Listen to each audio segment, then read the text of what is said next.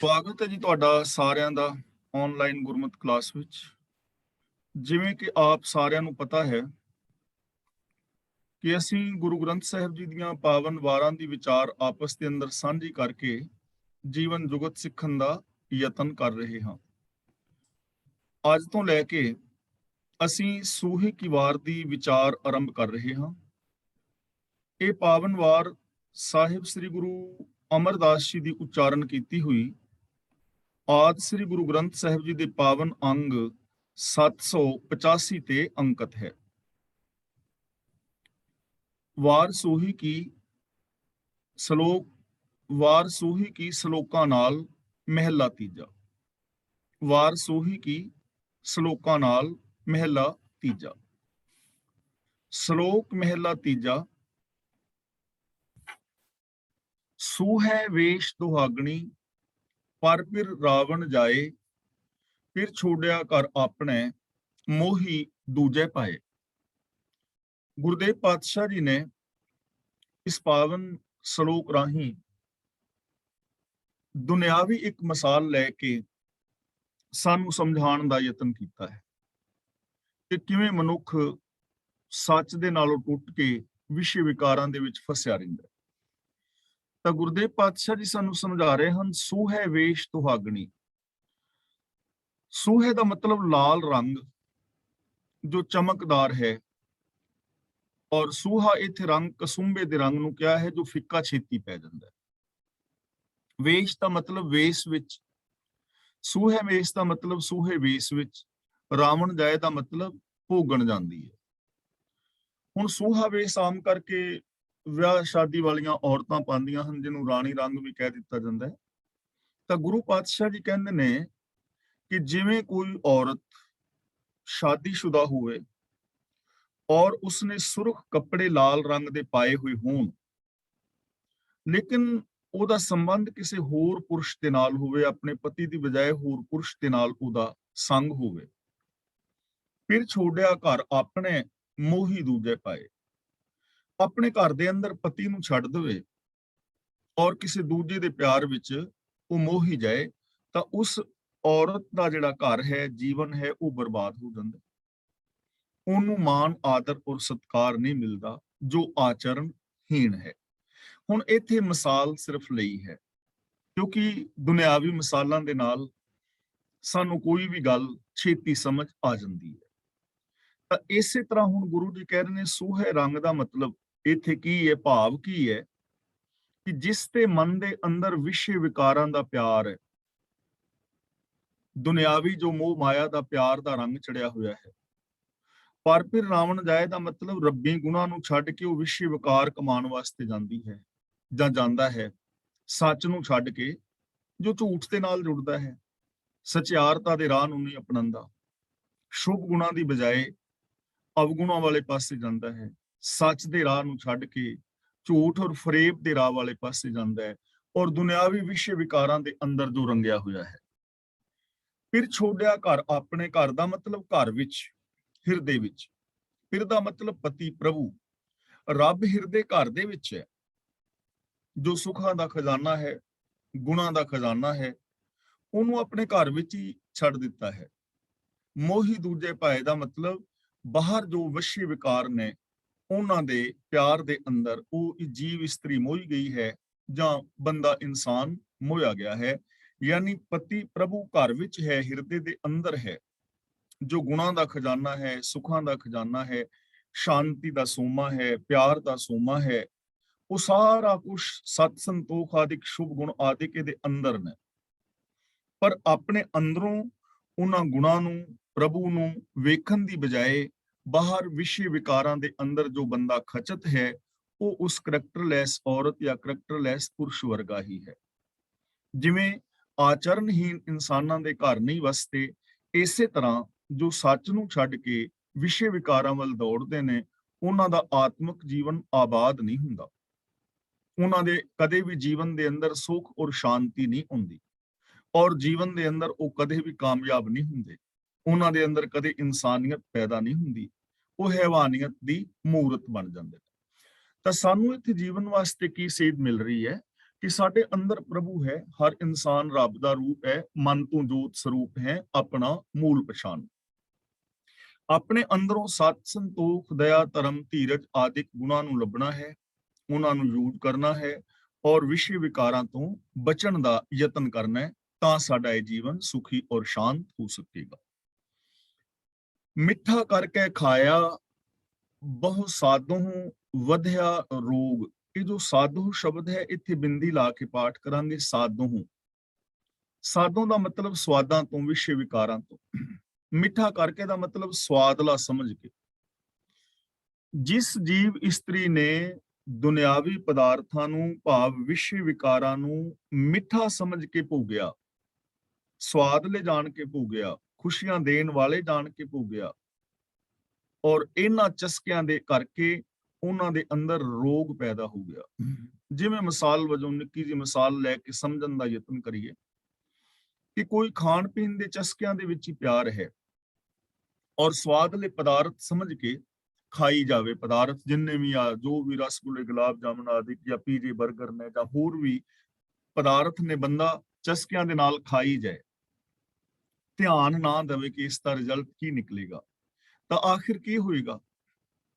ਆਖਿਰ ਵੇਟ ਵਧੇਗਾ, ਕਈ ਸਾਰੀਆਂ ਬਿਮਾਰੀਆਂ, ਸ਼ੂਗਰ ਆਦਿ ਦੀਆਂ ਜਾਂ ਹੋਰ ਰੋਗ ਪੈਦਾ ਹੋ ਜਾਣਗੇ। ਤਾਂ ਜਿਵੇਂ ਦੁਨਿਆਵੀ ਜੋ ਪਦਾਰਥ ਨੇ, ਬੇਸ਼ੱਕ ਉਹ ਪ੍ਰਸ਼ਾਦਾ ਪਾਣੀ ਹੀ, ਰੋਜ਼ਮਰਰਾ ਦੀ ਜ਼ਿੰਦਗੀ ਦੀ ਖੁਰਾਕ ਹੈ, ਉਹ ਵੀ ਜੇ ਬੇਸਮਝੀ ਦੇ ਨਾਲ ਖਾਧੀ ਜਾਏ ਤਾਂ ਵੀ ਉਹ ਸਰੀਰ ਦੇ ਅੰਦਰ ਰੋਗ ਪੈਦਾ ਕਰ ਦਿੰਦੀ ਹੈ, ਬੇਸ਼ੱਕ ਬੰਦਾ ਉਹਨਾਂ ਨੂੰ ਸਵਾਦਲੇ ਸਮਝ ਕੇ ਭੋਗ ਰਿਹਾ ਹੈ। ਹੁਣ ਗੁਰੂ ਪਾਤਸ਼ਾਹ ਜੀ ਕਹਿੰਦੇ ਨੇ, ਜਿੰਨੇ ਵੀ ਵਿਸ਼ੇ ਵਿਕਾਰ ਨੇ, ਝੂਠ ਹੈ, ਫਰੇਬ ਨੇ, ਠਗੀਆਂ ਨੇ, ਜਾਂ ਜਿੰਨੀ ਵੀ ਬੇਈਮਾਨੀ ਆਦਿਕ ਹੈ, ਜਾਂ ਇੱਕ ਦੂਜੇ ਨਾਲ ਈਰਖਾ ਦਵੇਸ਼ ਹੈ, ਬੰਦਾ ਇਹ ਵਿਸ਼ੇ ਵਿਕਾਰ ਕਮਾਉਂਦਾ ਤੇ ਤਾਂ ਹੈ ਕਿ ਮੈਨੂੰ ਇੱਕ ਖੁਸ਼ੀ ਦੇਣਗੇ, ਮੇਰੇ ਜੀਵਨ ਦੇ ਅੰਦਰ ਖੁਸ਼ੀ ਪੈਦਾ ਹੋਏਗੀ, ਤਾਂ ਹੀ ਲੋਕ ਕਰਦੇ ਨੇ। ਭੁਲੇਖਾ ਹੀ ਹੈ ਨਾ, ਬੇਸ਼ੱਕ ਭੁਲੇਖੇ ਨਾਲ ਕਰ ਰਹੇ ਨੇ।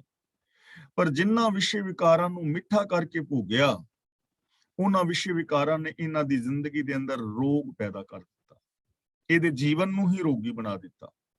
ਆਚਰਨ ਖਤਮ ਹੋ ਗਿਆ, ਵਿਸ਼ਵਾਸ ਖਤਮ ਹੋ ਗਿਆ, ਰਿਸ਼ਤੇ ਨਾਤੇ ਖਤਮ ਹੋ ਗਏ, ਜੀਵਨ ਦੇ ਅੰਦਰੋਂ ਸ਼ਾਂਤੀ ਪੈਦਾ ਹੋ ਗਈ, ਔਰ ਕਈ ਸਾਰੇ ਕਾਮ, ਕ੍ਰੋਧ, ਲੋਭ ਆਦਿਕ ਰੋਗਾਂ ਨੇ ਇਸ ਨੂੰ ਘੇਰ ਲਿਆ। ਇਸ ਦਾ ਪੂਰਾ ਜੀਵਨ ਹੀ ਰੋਗੀ ਹੋ ਗਿਆ।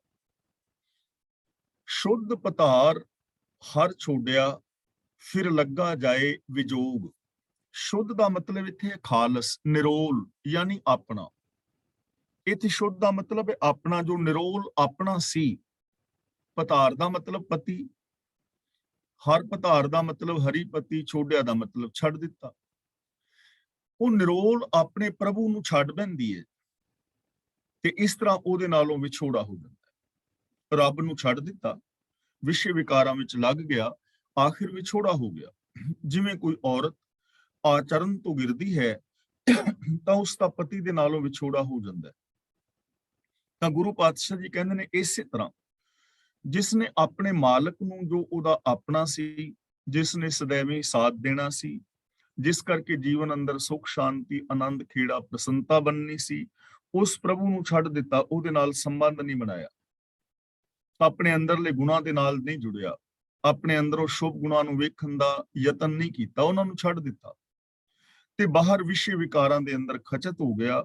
ਆਖਿਰ ਕੀ ਹੋਇਆ ਕਿ ਉਹਦਾ ਫਿਰ ਪ੍ਰਭੂ ਦੇ ਨਾਲੋਂ ਸदैवी ਵਿਛੋੜਾ ਪੈ ਗਿਆ, ਸੁਖ ਸ਼ਾਂਤੀ ਦੇ ਨਾਲੋਂ ਵਿਛੋੜਾ ਪੈ ਗਿਆ, ਗੁਣਾਂ ਦੇ ਨਾਲੋਂ ਵਿਛੋੜਾ ਪੈ ਗਿਆ, ਇਨਸਾਨੀਅਤ ਦੇ ਨਾਲੋਂ ਵਿਛੋੜਾ ਪੈ ਗਿਆ। ਐਸੇ ਇਨਸਾਨਾਂ ਦੇ ਅੰਦਰ ਫਿਰ ਇਨਸਾਨੀਅਤ ਨਹੀਂ ਰਹਿੰਦੀ, ਉਹ ਹੈਵਾਨੀਅਤ ਦਾ ਅੱਡਾ ਬਣ ਜਾਂਦਾ। ਉਹਨਾਂ ਦੇ ਅੰਦਰ ਸ਼ਾਂਤੀ ਨਹੀਂ ਰਹਿੰਦੀ, ਉਹਨਾਂ ਦਾ ਸੰਬੰਧ ਅਸ਼ਾਂਤੀ ਦੇ ਨਾਲ ਬਣ ਜਾਂਦਾ। ਉਹਨਾਂ ਦਾ ਸੰਬੰਧ ਗੁਣਾਂ ਨਾਲ ਨਹੀਂ ਰਹਿੰਦਾ, ਕਿਉਂਕਿ ਗੁਣਾਂ ਨਾਲ ਉਹ ਸੰਬੰਧ ਤੋੜ ਚੁੱਕੇ ਹੁੰਦੇ ਨੇ ਔਰ ਉਹ ਅਵਗੁਣਾਂ ਦੇ ਧਾਰਨੀ ਹੋ ਜਾਂਦੇ ਨੇ। ਇਸ ਲਈ ਗੁਰੂ ਪਾਤਸ਼ਾਹ ਜੀ ਸਾਨੂੰ ਇੱਥੇ ਸਮਝਾ ਰਹੇ ਨੇ ਕਿ ਜੋ ਤੁਹਾਡਾ ਸ਼ੁੱਧ ਸਰੂਪ ਹੈ, ਤੁਸੀਂ ਪ੍ਰਭੂ ਦੇ ਰੂਪ ਹੋ, ਮਨ ਤੋਂ ਜੋਤ ਸਰੂਪ ਹੈ, ਆਪਣਾ ਮੂਲ ਪਛਾਣ, ਇਸ ਵਿਚਾਰ ਨੂੰ ਕਦੇ ਵੀ ਨਾ ਭੁਲਾਓ, ਉਸ ਆਪਣੇ ਮੂਲ ਨੂੰ ਕਦੇ ਵੀ ਨਾ ਭੁੱਲੋ, ਉਸ ਮੂਲ ਦੇ ਨਾਲੋਂ ਕਦੇ ਵੀ ਨਾ ਟੁੱਟੋ, ਕਿਉਂਕਿ ਜਿਹੜੀ ਚੀਜ਼ ਮੂਲ ਨਾਲੋਂ ਟੁੱਟ ਜਾਂਦੀ ਹੈ, ਆਖਿਰ ਉਹ ਖਤਮ ਹੋ ਜਾਂਦੀ ਹੈ। ਇੱਕ ਟਹਿਣੀ ਦੇ ਨਾਲੋਂ ਟੁੱਟਾ ਹੋਇਆ ਪੱਤਾ ਸੁੱਕ ਜਾਂਦਾ ਹੈ, ਮੁਰਝਾ ਜਾਂਦਾ ਹੈ, ਖਤਮ ਹੋ ਜਾਂਦਾ ਹੈ। ਨਦੀ ਦੇ ਨਾਲੋਂ ਵਿਛੜਿਆ ਹੋਇਆ ਪਾਣੀ ਕਿਸੇ ਛੱਪੜ ਟੋਬੇ ਦੇ ਵਿੱਚ ਪੈ ਕੇ ਆਪਣੇ ਆਪ ਨੂੰ ਅਲੱਗ ਕਰ ਬੈਂਦਾ ਹੈ, ਆਖਿਰ ਉਸ ਦੇ ਅੰਦਰ ਗੰਦਗੀ ਪੈਦਾ ਹੋ ਜਾਂਦੀ ਹੈ। ਸੱਚ ਨਾਲੋਂ, ਦਇਆ ਨਾਲੋਂ ਟੁੱਟਿਆ ਹੋਇਆ ਮਨੁੱਖ, ਟੁੱਟੀ ਹੋਈ ਮਨੁੱਖ ਦੀ ਸੁਰਤ ਵੀ ਮੈਲੀ ਹੋ ਜਾਂਦੀ ਹੈ ਔਰ ਉਸ ਦੇ ਅੰਦਰ ਗੈਰ ਇਨਸਾਨੀਅਤ ਪੈਦਾ ਹੋ ਜਾਂਦੀ ਹੈ। ਗੁਰਮੁਖ ਹੋਵੇ ਸੋ ਪਲਟਿਆ, ਹਰ ਰਾਤੀ ਸਾਜ ਸ਼ਿੰਗਾਰ। ਗੁਰਮੁਖ ਦਾ ਮਤਲਬ ਗੁਰੂ ਅਨੁਸਾਰੀ, ਜੋ ਜੀਵ ਇਸਤਰੀ ਗੁਰੂ ਦੇ ਦੱਸੇ ਰਾਹਾਂ ਤੇ ਚੱਲਦੀ ਹੈ। ਪਲਟਿਆ ਦਾ ਮਤਲਬ ਪਲਟਦਾ ਹੈ, ਉਹਦਾ ਮਨ ਪਰਤ ਜਾਂਦਾ ਹੈ, ਬਦਲ ਜਾਂਦਾ ਹੈ, ਉਹਦੀ ਸੁਰਤ ਬਦਲ ਜਾਂਦੀ ਹੈ, ਉਹਦੀ ਸੋਚ ਬਦਲ ਜਾਂਦੀ ਹੈ। ਰਾਤੀ ਦਾ ਮਤਲਬ ਰੰਗੀ ਰਹਿੰਦੀ ਹੈ। ਸਾਜ ਸ਼ਿੰਗਾਰ ਦਾ ਮਤਲਬ ਸੱਜਾ ਬਣਾ ਕੇ ਆਪਣੇ ਆਪ ਨੂੰ ਸ਼ਿੰਗਾਰ ਕੇ। ਜੋ ਜੀਵ ਇਸਤਰੀ ਗੁਰੂ ਦੇ ਹੁਕਮ ਵਿੱਚ ਤੁਰਦੀ ਹੈ, ਉਹਦੀ ਨਿਸ਼ਾਨੀ ਇਹ ਹੈ ਕਿ ਉਹਦਾ ਮਨ ਦੁਨੀਆ ਦੇ ਵਿਸ਼ੇ ਭੋਗਾਂ ਵੱਲੋਂ ਪਰਤ ਜਾਂਦਾ ਹੈ। ਉਹ ਦੁਨੀਆ ਦੇ ਵਿਸ਼ੇ ਭੋਗਾਂ ਵਾਲੇ ਪਾਸੇ ਨਹੀਂ ਦੌੜਦੀ। ਉਹਦੇ ਅੰਦਰ ਈਰਖਾ, ਦਵੇਸ਼, ਵੈਰ, ਵਿਰੋਧ ਜਾਂ ਆਚਰਨਹੀਨਤਾ ਦੇ ਵਿਚਾਰ ਨਹੀਂ ਆਉਂਦੇ। ਤੇ ਗੁਰੂ ਪਾਤਸ਼ਾਹ ਜੀ ਕਹਿੰਦੇ ਨੇ, ਪ੍ਰਭੂ ਪਿਆਰ ਰੂਪ ਗਹਿਣੇ ਨਾਲ, ਉਹ ਇਸਤਰੀ ਪ੍ਰਭੂ ਦੇ ਪਿਆਰ ਰੂਪ ਗਹਿਣੇ ਨਾਲ ਆਪਣੇ ਆਪ ਨੂੰ ਸਜਾ ਕੇ ਪ੍ਰਭੂ ਦੇ ਪਿਆਰ ਦੇ ਅੰਦਰ ਰੰਗੀ ਰਹਿੰਦੀ ਹੈ। ਯਾਨੀ ਉਹ ਆਪਣੇ ਆਪ ਨੂੰ ਪ੍ਰਭੂ ਦੇ ਪਿਆਰ ਦੇ ਨਾਲ ਸ਼ਿੰਗਾਰਦੀ ਹੈ ਔਰ ਪ੍ਰਭੂ ਦੇ ਅੰਦਰ ਰੰਗੀ ਰਹਿੰਦੀ ਹੈ। ਉਹ ਜੀਵ ਇਸਤਰੀ ਜੋ ਗੁਰੂ ਦੀ ਅਨੁਸਾਰੀ ਹੈ। ਤਾਂ ਇੱਥੇ ਦੋ ਤਰ੍ਹਾਂ ਦੇ ਜੀਵਨ ਦੱਸੇ ਨੇ, ਦੋ ਤਰ੍ਹਾਂ ਦੇ ਰੰਗ ਦੱਸੇ ਨੇ। ਇੱਕ ਸੂਹਾ ਰੰਗ, ਦੁਨਿਆਵੀ ਵਿਸ਼ੇ ਵਿਕਾਰਾਂ ਵਾਲਾ ਪਿਆਰ। ਜੋ ਦੁਨਿਆਵੀ ਵਿਸ਼ੇ ਵਿਕਾਰਾਂ ਵਾਲਾ ਪਿਆਰ ਹੈ, ਉਹ ਬੰਦੇ ਨੂੰ ਰੱਬ ਤੋਂ, ਸ਼ੁਭ ਗੁਣਾਂ ਤੋਂ, ਸੱਚ ਤੋਂ, ਸਚਿਆਰਤਾ ਤੋਂ, ਧਰਮ ਤੋਂ, ਇਨਸਾਨੀਅਤ ਤੋਂ ਦੂਰ ਲੈ ਜਾਂਦਾ ਹੈ। ਐਸੇ ਇਨਸਾਨਾਂ ਦੇ ਰਿਸ਼ਤਿਆਂ ਨਾਤਿਆਂ ਦੇ ਅੰਦਰ ਵੀ ਵਿਛੋੜੇ ਪੈ ਜਾਂਦੇ ਨੇ, ਪਰਿਵਾਰ ਬਿਖਰ ਜਾਂਦੇ ਨੇ, ਮਿੱਤਰਤਾਵਾਂ ਟੁੱਟ ਜਾਂਦੀਆਂ ਨੇ। ਲੇਕਿਨ ਦੂਜੇ ਪਾਸੇ ਇੱਕ ਰੰਗ ਐਸਾ ਹੈ ਪ੍ਰਭੂ ਦੇ ਪਿਆਰ ਦਾ, ਜੋ ਸਾਨੂੰ ਗੁਰੂ ਦੇ ਦੱਸੇ ਰਾਹਾਂ ਤੇ ਤੁਰਿਆ ਮਿਲਦਾ ਹੈ। ਜੋ ਗੁਰੂ ਦੇ ਚਰਨਾਂ ਦੀ ਸ਼ਰਨ ਲੈਂਦੇ ਨੇ, ਉਹਨਾਂ ਦਾ ਮਨ ਵਿਸ਼ੇ ਵਿਕਾਰਾਂ ਵੱਲੋਂ ਪਰਤ ਜਾਂਦਾ ਹੈ। ਉਹ ਵਿਸ਼ੇ ਵਿਕਾਰਾਂ ਵੱਲ ਘੁੰਮ ਕੇ ਕਦੇ ਵਹਿੰਦੇ ਵੀ ਨਹੀਂ ਔਰ ਪ੍ਰਭੂ ਪ੍ਰੇਮ ਦੇ ਨਾਲ ਆਪਣੇ ਆਪ ਨੂੰ ਸ਼ਿੰਗਾਰਦੇ ਨੇ ਔਰ ਪ੍ਰਭੂ ਦੇ ਪ੍ਰੇਮ ਦੇ ਅੰਦਰ ਹਮੇਸ਼ਾ ਉਹ ਰੰਗੇ ਰਹਿੰਦੇ ਨੇ। ਉਹਨਾਂ ਦੀ ਮਾਨਸਿਕਤਾ, ਉਹਨਾਂ ਦੇ ਬੋਲ, ਉਹਨਾਂ ਦਾ ਬਿਹੇਵੀਅਰ ਰੱਬੀ ਗੁਣਾਂ ਨਾਲ ਸ਼ਿੰਗਾਰਿਆ ਹੁੰਦਾ ਹੈ ਔਰ ਉਹ ਰੱਬੀ ਗੁਣਾਂ ਦੇ ਨਾਲ ਹਮੇਸ਼ਾ ਹਮੇਸ਼ਾ ਰੰਗੇ ਰਹਿੰਦੇ ਨੇ। ਸਹਿਜ ਸੱਚ ਪਿਰ ਰਾਵਿਆ, ਹਰ ਨਾਮਾ ਉਰਤਾਰ। ਉਰ ਦਾ ਮਤਲਬ ਹਿਰਦਾ, ਸੋਚ। ਧਾਰ ਦਾ ਮਤਲਬ ਧਾਰਨ ਕਰਕੇ। ਸਹਿਜ ਦਾ ਮਤਲਬ ਸਹਿਜ ਅਵਸਥਾ ਵਿੱਚ। ਸਹਿਜ ਦਾ ਮਤਲਬ ਹੈ ਮਨ, ਬਚਨ ਔਰ ਕਰਮ ਦੀ ਇਕਸਾਰਤਾ। ਹਰ ਨਾਮਾ ਦਾ ਮਤਲਬ ਪ੍ਰਭੂ ਦੀ ਸਿਫਤ ਸਲਾਹ। ਤਾਂ ਪ੍ਰਭੂ ਦੀ ਸਿਫਤ ਸਲਾਹ ਵਿੱਚ ਹਿਰਦੇ ਵਿੱਚ ਧਾਰਨ ਕਰਕੇ, ਆਪਣੀ ਸੋਚ ਦੇ ਅੰਦਰ ਵਸਾ ਕੇ, ਆਤਮਕ ਅਡੋਲਤਾ ਵਿੱਚ ਟਿਕ ਕੇ, ਉਹ ਜੀਵ ਇਸਤਰੀ ਹਮੇਸ਼ਾ ਪ੍ਰਭੂ ਦੇ ਮਿਲਾਪ ਨੂੰ ਮਾਣਦੀ ਹੈ, ਹਮੇਸ਼ਾ ਪ੍ਰਭੂ ਨੂੰ ਆਪਣੀ ਸੋਚ ਦੇ ਅੰਦਰ ਯਾਦ ਰੱਖਦੀ ਹੈ। ਯਾਨੀ ਜੋ ਗੁਰੂ ਦੇ ਦੱਸੇ ਰਾਹਾਂ ਤੇ ਤੁਰਨ ਵਾਲੇ ਇਨਸਾਨ ਨੇ, ਉਹ ਰੱਬੀ ਸਿਫਤ ਸਲਾਹ ਨੂੰ ਆਪਣੀ ਸੋਚ ਵਿੱਚ ਵਸਾਉਂਦੇ ਨੇ। ਹਰਨਾਮਾ ਉਰਤਾਰ ਦਾ ਮਤਲਬ ਰੱਬੀ ਸਿਫਤ ਸਲਾਹ ਨੂੰ ਆਪਣੀ ਸੋਚ ਵਿੱਚ ਵਸਾਣਾ, ਰੱਬੀ ਗੁਣਾਂ ਨੂੰ ਆਪਣੇ ਮਨ ਵਿੱਚ ਵਸਾਣਾ। ਆਤਮਕ ਅਡੋਲਤਾ ਵਿੱਚ ਉੱਠ ਕੇ ਰਹਿੰਦੇ ਨੇ, ਮਨ, ਬਚਨ, ਕਰਮ ਕਰਕੇ ਉਹ ਸੱਚ ਦੇ ਧਾਰਨੀ ਨੇ ਔਰ ਉਹ ਪਤੀ ਪ੍ਰਮਾਤਮਾ ਦਾ ਮਿਲਾਪ ਦਾ ਆਨੰਦ ਮਾਣਦੇ ਨੇ। ਰੱਬ ਦੇ ਵਿੱਚ ਮਿਲ ਕੇ ਰੱਬ ਦਾ ਰੂਪ ਹੋਏ ਰਹਿੰਦੇ ਨੇ, ਜਿਨ੍ਹਾਂ ਨੇ ਆਪਣੇ ਜੀਵਨ ਨੂੰ ਪ੍ਰਭੂ ਪਿਆਰ ਨਾਲ, ਗੁਣਾਂ ਦੇ ਪਿਆਰ ਨਾਲ ਸ਼ਿੰਗਾਰਿਆ ਹੁੰਦਾ ਹੈ। ਆਗਿਆਕਾਰੀ ਸਦਾ ਸੁਹਾਗਣ, ਆਪ ਮੇਲੀ ਕਰਤਾਰ। ਸੁਹਾਗਣ ਦੇ ਸੱਸੇ ਨਾਲ ਦੋ ਲਗਾਂ ਨੇ, ਇੱਕ ਹੋੜਾ ਔਰ ਇੱਕ ਔਂਕੜ। ਸ਼ੁੱਧ ਸ਼ਬਦ ਹੈ ਸੁਹਾਗਣ, ਲੇਕਿਨ ਇਹਨੂੰ ਪੜਨਾ ਹੈ ਸੁਹਾਗਣ, ਔਂਕੜ। ਔਂਕੜ ਇੱਥੇ ਕਾਵ ਤੋਲ ਨੂੰ ਪੂਰਾ ਕਰਨ ਵਾਸਤੇ ਲਗਾਇਆ ਗਿਆ ਹੈ। ਸ਼ੁੱਧ ਸ਼ਬਦ ਵੀ ਦੱਸਿਆ ਹੈ ਕਿ ਸ਼ੁੱਧ ਸ਼ਬਦ ਸੁਹਾਗਣ ਹੈ। ਤਾਂ ਪ੍ਰਭੂ ਦੇ ਹੁਕਮ ਵਿੱਚ ਤੁਰਨ ਵਾਲੀ ਜੀਵ ਇਸਤਰੀ ਸਦਾ ਹੀ ਸੁਹਾਗਣ ਹੁੰਦੀ ਹੈ। ਸੁਹਾਗਣ ਦਾ ਮਤਲਬ ਭਾਗਾਂ ਵਾਲੀ, ਖੁਸ਼ਕਿਸਮਤ, ਖੁਸ਼, ਪ੍ਰਸੰਨ, ਆਨੰਦ ਚਿੱਤ।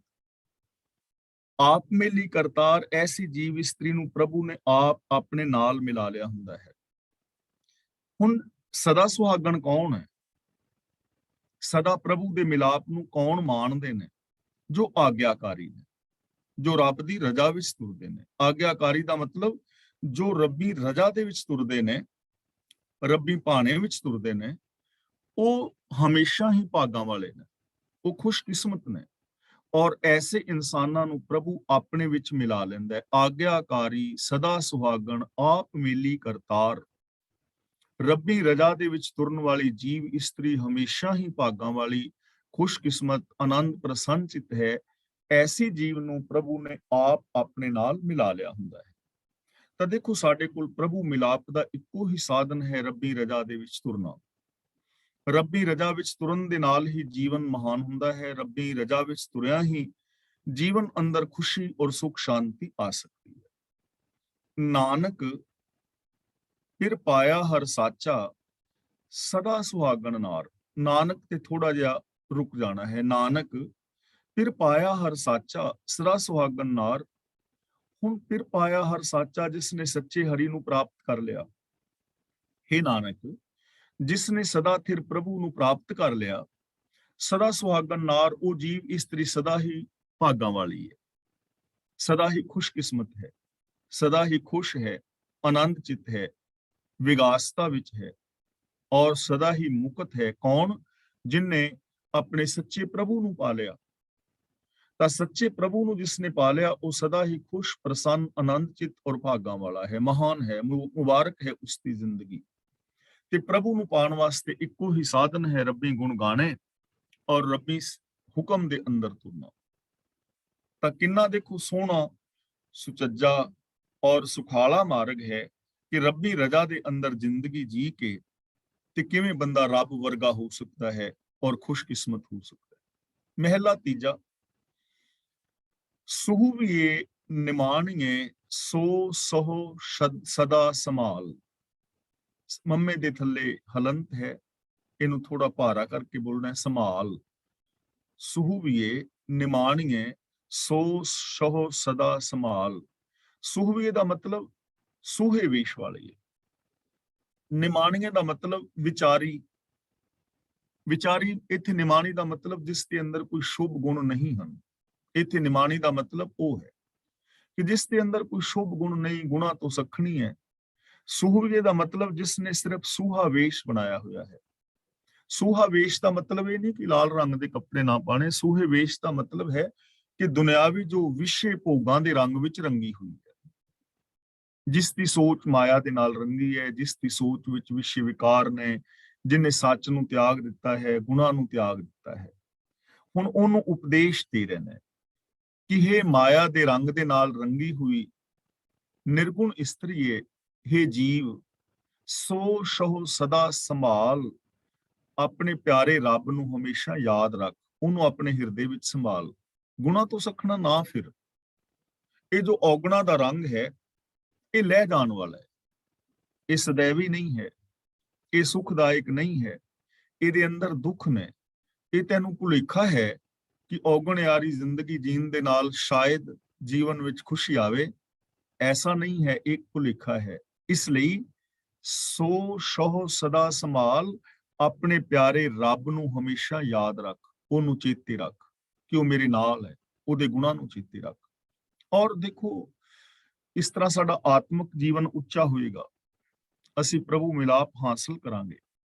ਤੇ ਜੇ ਦੁਨਿਆਵੀ ਤੌਰ ਤੇ ਵੀ ਅਸੀਂ ਵੇਖੀਏ ਤੇ ਜਿਹੜੇ ਪਤੀ ਪਤਨੀ ਇੱਕ ਦੂਜੇ ਦੇ ਭਾਵ ਵਿੱਚ ਰਹਿੰਦੇ ਨੇ, ਪਿਆਰ ਵਿੱਚ ਰਹਿੰਦੇ ਨੇ ਔਰ ਆਪਣੇ ਆਚਰਨ ਨੂੰ ਉੱਚਾ ਰੱਖਦੇ ਨੇ, ਉਹਨਾਂ ਦਾ ਘਰ ਪਰਿਵਾਰ ਵੀ ਕਿੰਨਾ ਸੋਹਣਾ ਵਸਦਾ ਹੈ। ਪਤੀ ਵੀ ਆਚਰਨ ਵਾਲਾ ਹੈ, ਪਤਨੀ ਵੀ ਆਚਰਨ ਵਾਲੀ ਹੈ। ਪਤਨੀ ਪਤੀਵਰਤਾ ਧਰਮ ਦੇ ਅੰਦਰ ਪੱਕੀ ਹੈ ਔਰ ਪਤੀ ਪਤਨੀ ਵਰਤ ਧਰਮ ਦੇ ਅੰਦਰ ਪੱਕਾ ਹੈ।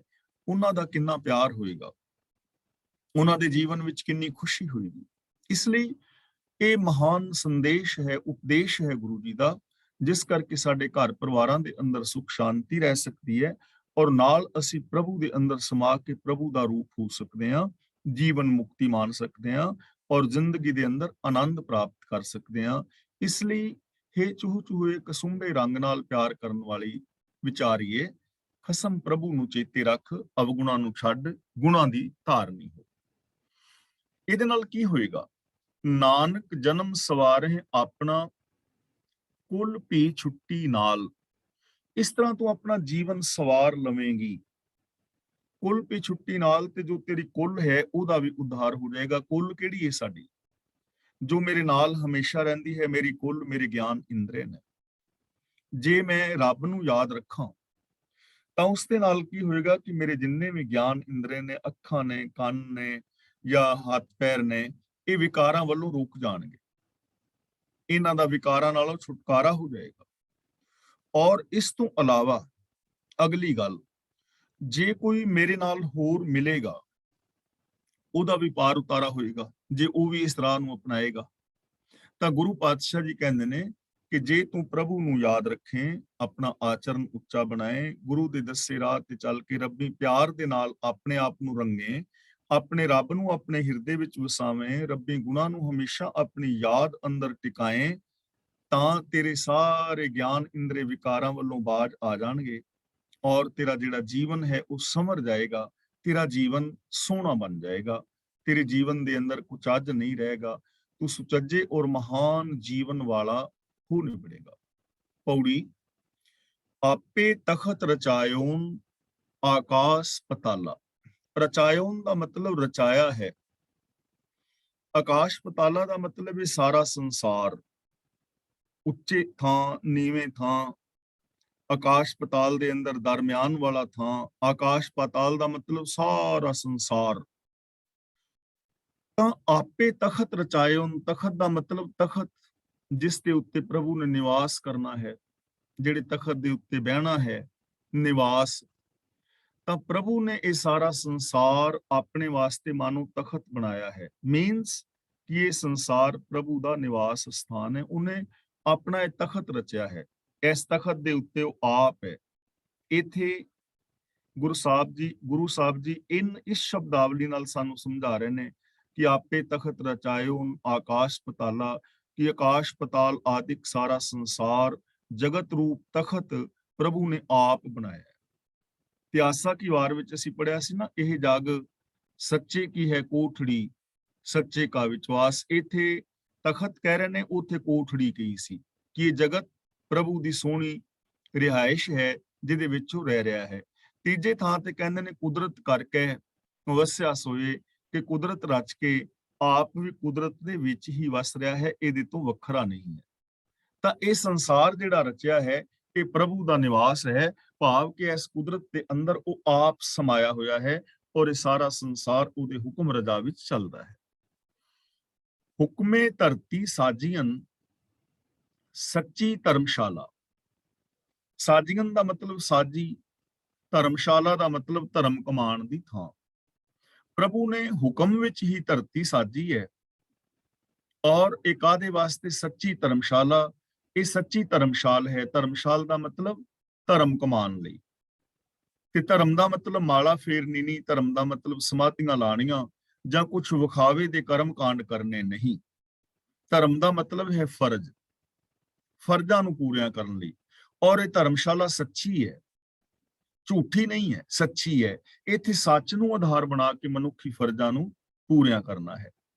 ਮੈਂ ਆਪ ਨੂੰ ਇੱਕ ਨਿੱਕੀ ਜੀ ਕਹਾਣੀ ਸਰਵਣ ਕਰਾਈ ਸੀ ਇੱਕ ਵਾਰੀ, ਕਾਫੀ ਸਮਾਂ ਪਹਿਲਾਂ, ਕਿ ਟ੍ਰੇਨ ਰੁਕੀ ਔਰ ਸਟੇਸ਼ਨ ਤੇ ਟ੍ਰੇਨ ਰੁਕਣ ਤੋਂ ਬਾਅਦ ਕੁਝ ਮੁਸਾਫਿਰ ਉਤਰੇ। ਕੁਝ ਮੁਸਾਫਿਰ ਆਪੋ ਆਪਣੇ ਘਰਾਂ ਨੂੰ ਚਲੇ ਗਏ ਔਰ ਕੁਝ ਮੁਸਾਫਿਰ ਜੋ ਦੋ ਪਰਿਵਾਰ ਸਨ ਉਸ ਸਟੇਸ਼ਨ ਦੇ ਉੱਤੇ ਖੜੇ ਨੇ, ਕਿਉਂਕਿ ਉਹਨਾਂ ਦੀ ਜੋ ਮੰਜ਼ਿਲ ਹੈ ਉਹ ਥੋੜੀ ਅੱਗੇ ਹੈ। ਹੁਣ ਉਹਨਾਂ ਨੇ ਉਹ ਸਫ਼ਰ ਜਿਹੜਾ ਹੈ ਕਿਸੇ ਹੋਰ ਸਾਧਨ ਨਾਲ ਕਰਨਾ ਹੈ, ਅੱਗੇ ਟ੍ਰੇਨ ਨਹੀਂ ਜਾਂਦੀ।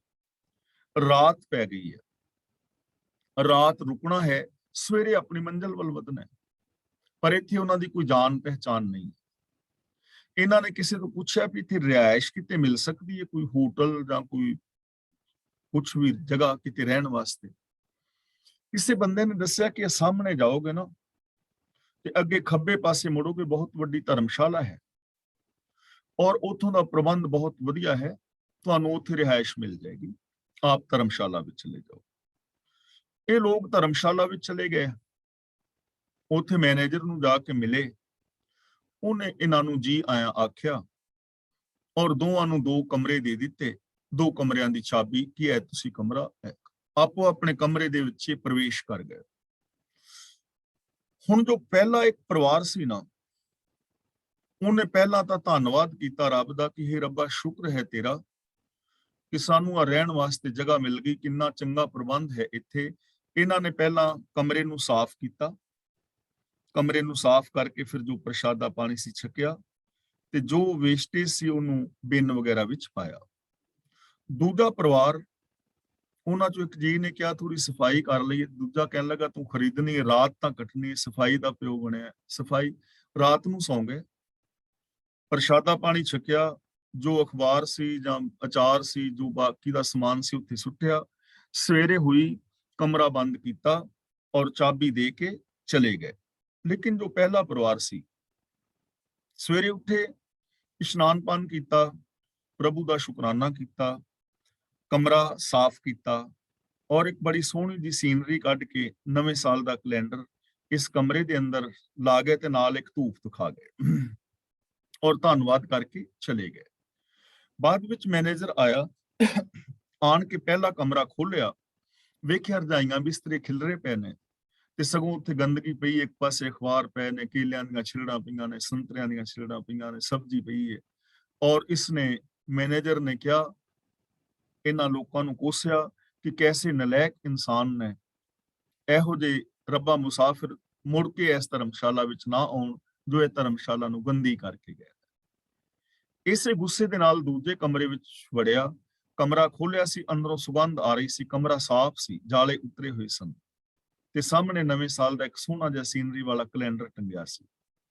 ਇਸਨੇ ਅਰਦਾਸ ਕੀਤੀ ਕਿ ਹੇ ਰੱਬਾ, ਇਹੋ ਜਿਹੇ ਮੁਸਾਫਿਰ ਹਰ ਰੋਜ਼ ਭੇਜ ਜੋ ਇਸ ਧਰਮਸ਼ਾਲਾ ਨੂੰ ਸਫਾਈ ਰੱਖਣ ਵਿੱਚ ਵੀ ਸਹਿਯੋਗ ਕਰਨ ਤੇ ਨਾਲ ਇਹਦੀ ਸੁੰਦਰਤਾ ਦੇ ਅੰਦਰ ਚਾਰ ਚਾਂਦ ਲਗਾ ਜਾਣ। ਇਹ ਸੰਸਾਰ ਵੀ ਇੱਕ ਧਰਮਸ਼ਾਲਾ ਹੈ, ਇੱਥੋਂ ਵੀ ਸਾਰਿਆਂ ਨੇ ਛੱਡ ਕੇ ਚਲੇ ਜਾਣਾ ਹੈ। ਇੱਥੇ ਵੀ ਦੋ ਤਰ੍ਹਾਂ ਦੇ ਮੁਸਾਫਿਰ ਆਉਂਦੇ ਨੇ, ਇੱਕ ਉਹ ਨੇ ਜਿਹੜੇ ਇਸ ਧਰਮਸ਼ਾਲਾ ਨੂੰ, ਸੰਸਾਰ ਨੂੰ ਗੰਦਿਆਂ ਕਰਦੇ ਨੇ, ਇੱਥੇ ਕਾਮ ਕ੍ਰੋਧ ਲੋਭ ਮੋਹ ਦੀ ਗੰਦਗੀ ਫੈਲਾਉਂਦੇ ਨੇ, ਧਰਮ ਦੇ ਨਾਮ ਤੇ ਇਮੋਸ਼ਨਲ ਬਲੈਕਮੇਲ ਕਰਦੇ ਨੇ, ਅੰਧ ਵਿਸ਼ਵਾਸ ਫੈਲਾਉਂਦੇ ਨੇ, ਰਾਜਨੀਤੀ ਦੇ ਨਾਮ ਤੇ ਗੰਦਗੀ ਪਾਉਂਦੇ ਨੇ, ਸਮਾਜਿਕ ਦੁਨੀਆ ਦੇ ਅੰਦਰ ਕਰਪਸ਼ਨ ਫੈਲਾਉਂਦੇ ਨੇ ਔਰ ਇਸ ਸੰਸਾਰ ਨੂੰ ਗੰਦਿਆਂ ਕਰਕੇ ਚਲੇ ਜਾਂਦੇ ਨੇ। ਐਸੇ ਲੋਕਾਂ ਨੂੰ ਆਉਣ ਵਾਲੀਆਂ ਪੀੜ੍ਹੀਆਂ ਹਮੇਸ਼ਾ ਕੋਸਦੀਆਂ ਨੇ, ਇਤਿਹਾਸ ਐਸੇ ਲੋਕਾਂ ਨੂੰ ਕੋਸਦਾ ਹੈ, ਇਤਿਹਾਸ ਕਦੇ ਵੀ ਨਹੀਂ ਬਖਸ਼ਦਾ। ਔਰ ਕਦੇ ਕੁਝ ਇਸ ਸੰਸਾਰ ਦੇ ਅੰਦਰ ਐਸੇ ਮੁਸਾਫਿਰ ਆਉਂਦੇ ਨੇ ਜੋ ਇਸ ਸੰਸਾਰ ਦੀ ਗੰਦਗੀ ਨੂੰ ਹੂੰਝਦੇ ਨੇ, ਇਸ ਸੰਸਾਰ ਨੂੰ ਸਾਫ਼ ਸੁਥਰਾ ਕਰਦੇ ਨੇ ਔਰ ਆਖਿਰ ਇਸ ਸੰਸਾਰ ਨੂੰ ਸਾਫ਼ ਸੁਥਰਾ ਕਰਕੇ ਤੇ ਇਸ ਸੰਸਾਰ ਦੇ ਅੰਦਰ ਸੁਗੰਧ ਪੈਦਾ ਕਰਕੇ ਚਲੇ ਜਾਂਦੇ ਨੇ। ਐਸੇ ਮੁਸਾਫਿਰਾਂ ਤੋਂ ਅਸੀਂ ਦੇਖ ਸਕਦੇ ਹਾਂ, ਇੱਕ ਪਾਸੇ ਔਰੰਗਜ਼ੇਬ ਵਰਗੇ ਮੁਸਾਫਿਰ ਨੇ ਜੋ ਇਸ ਸੰਸਾਰ ਵਿੱਚ ਆਏ, ਉਹਨਾਂ ਨੇ ਜੋ ਕੁਝ ਕੀਤਾ ਉਹ ਤੁਹਾਡੇ ਸਾਹਮਣੇ ਹੈ।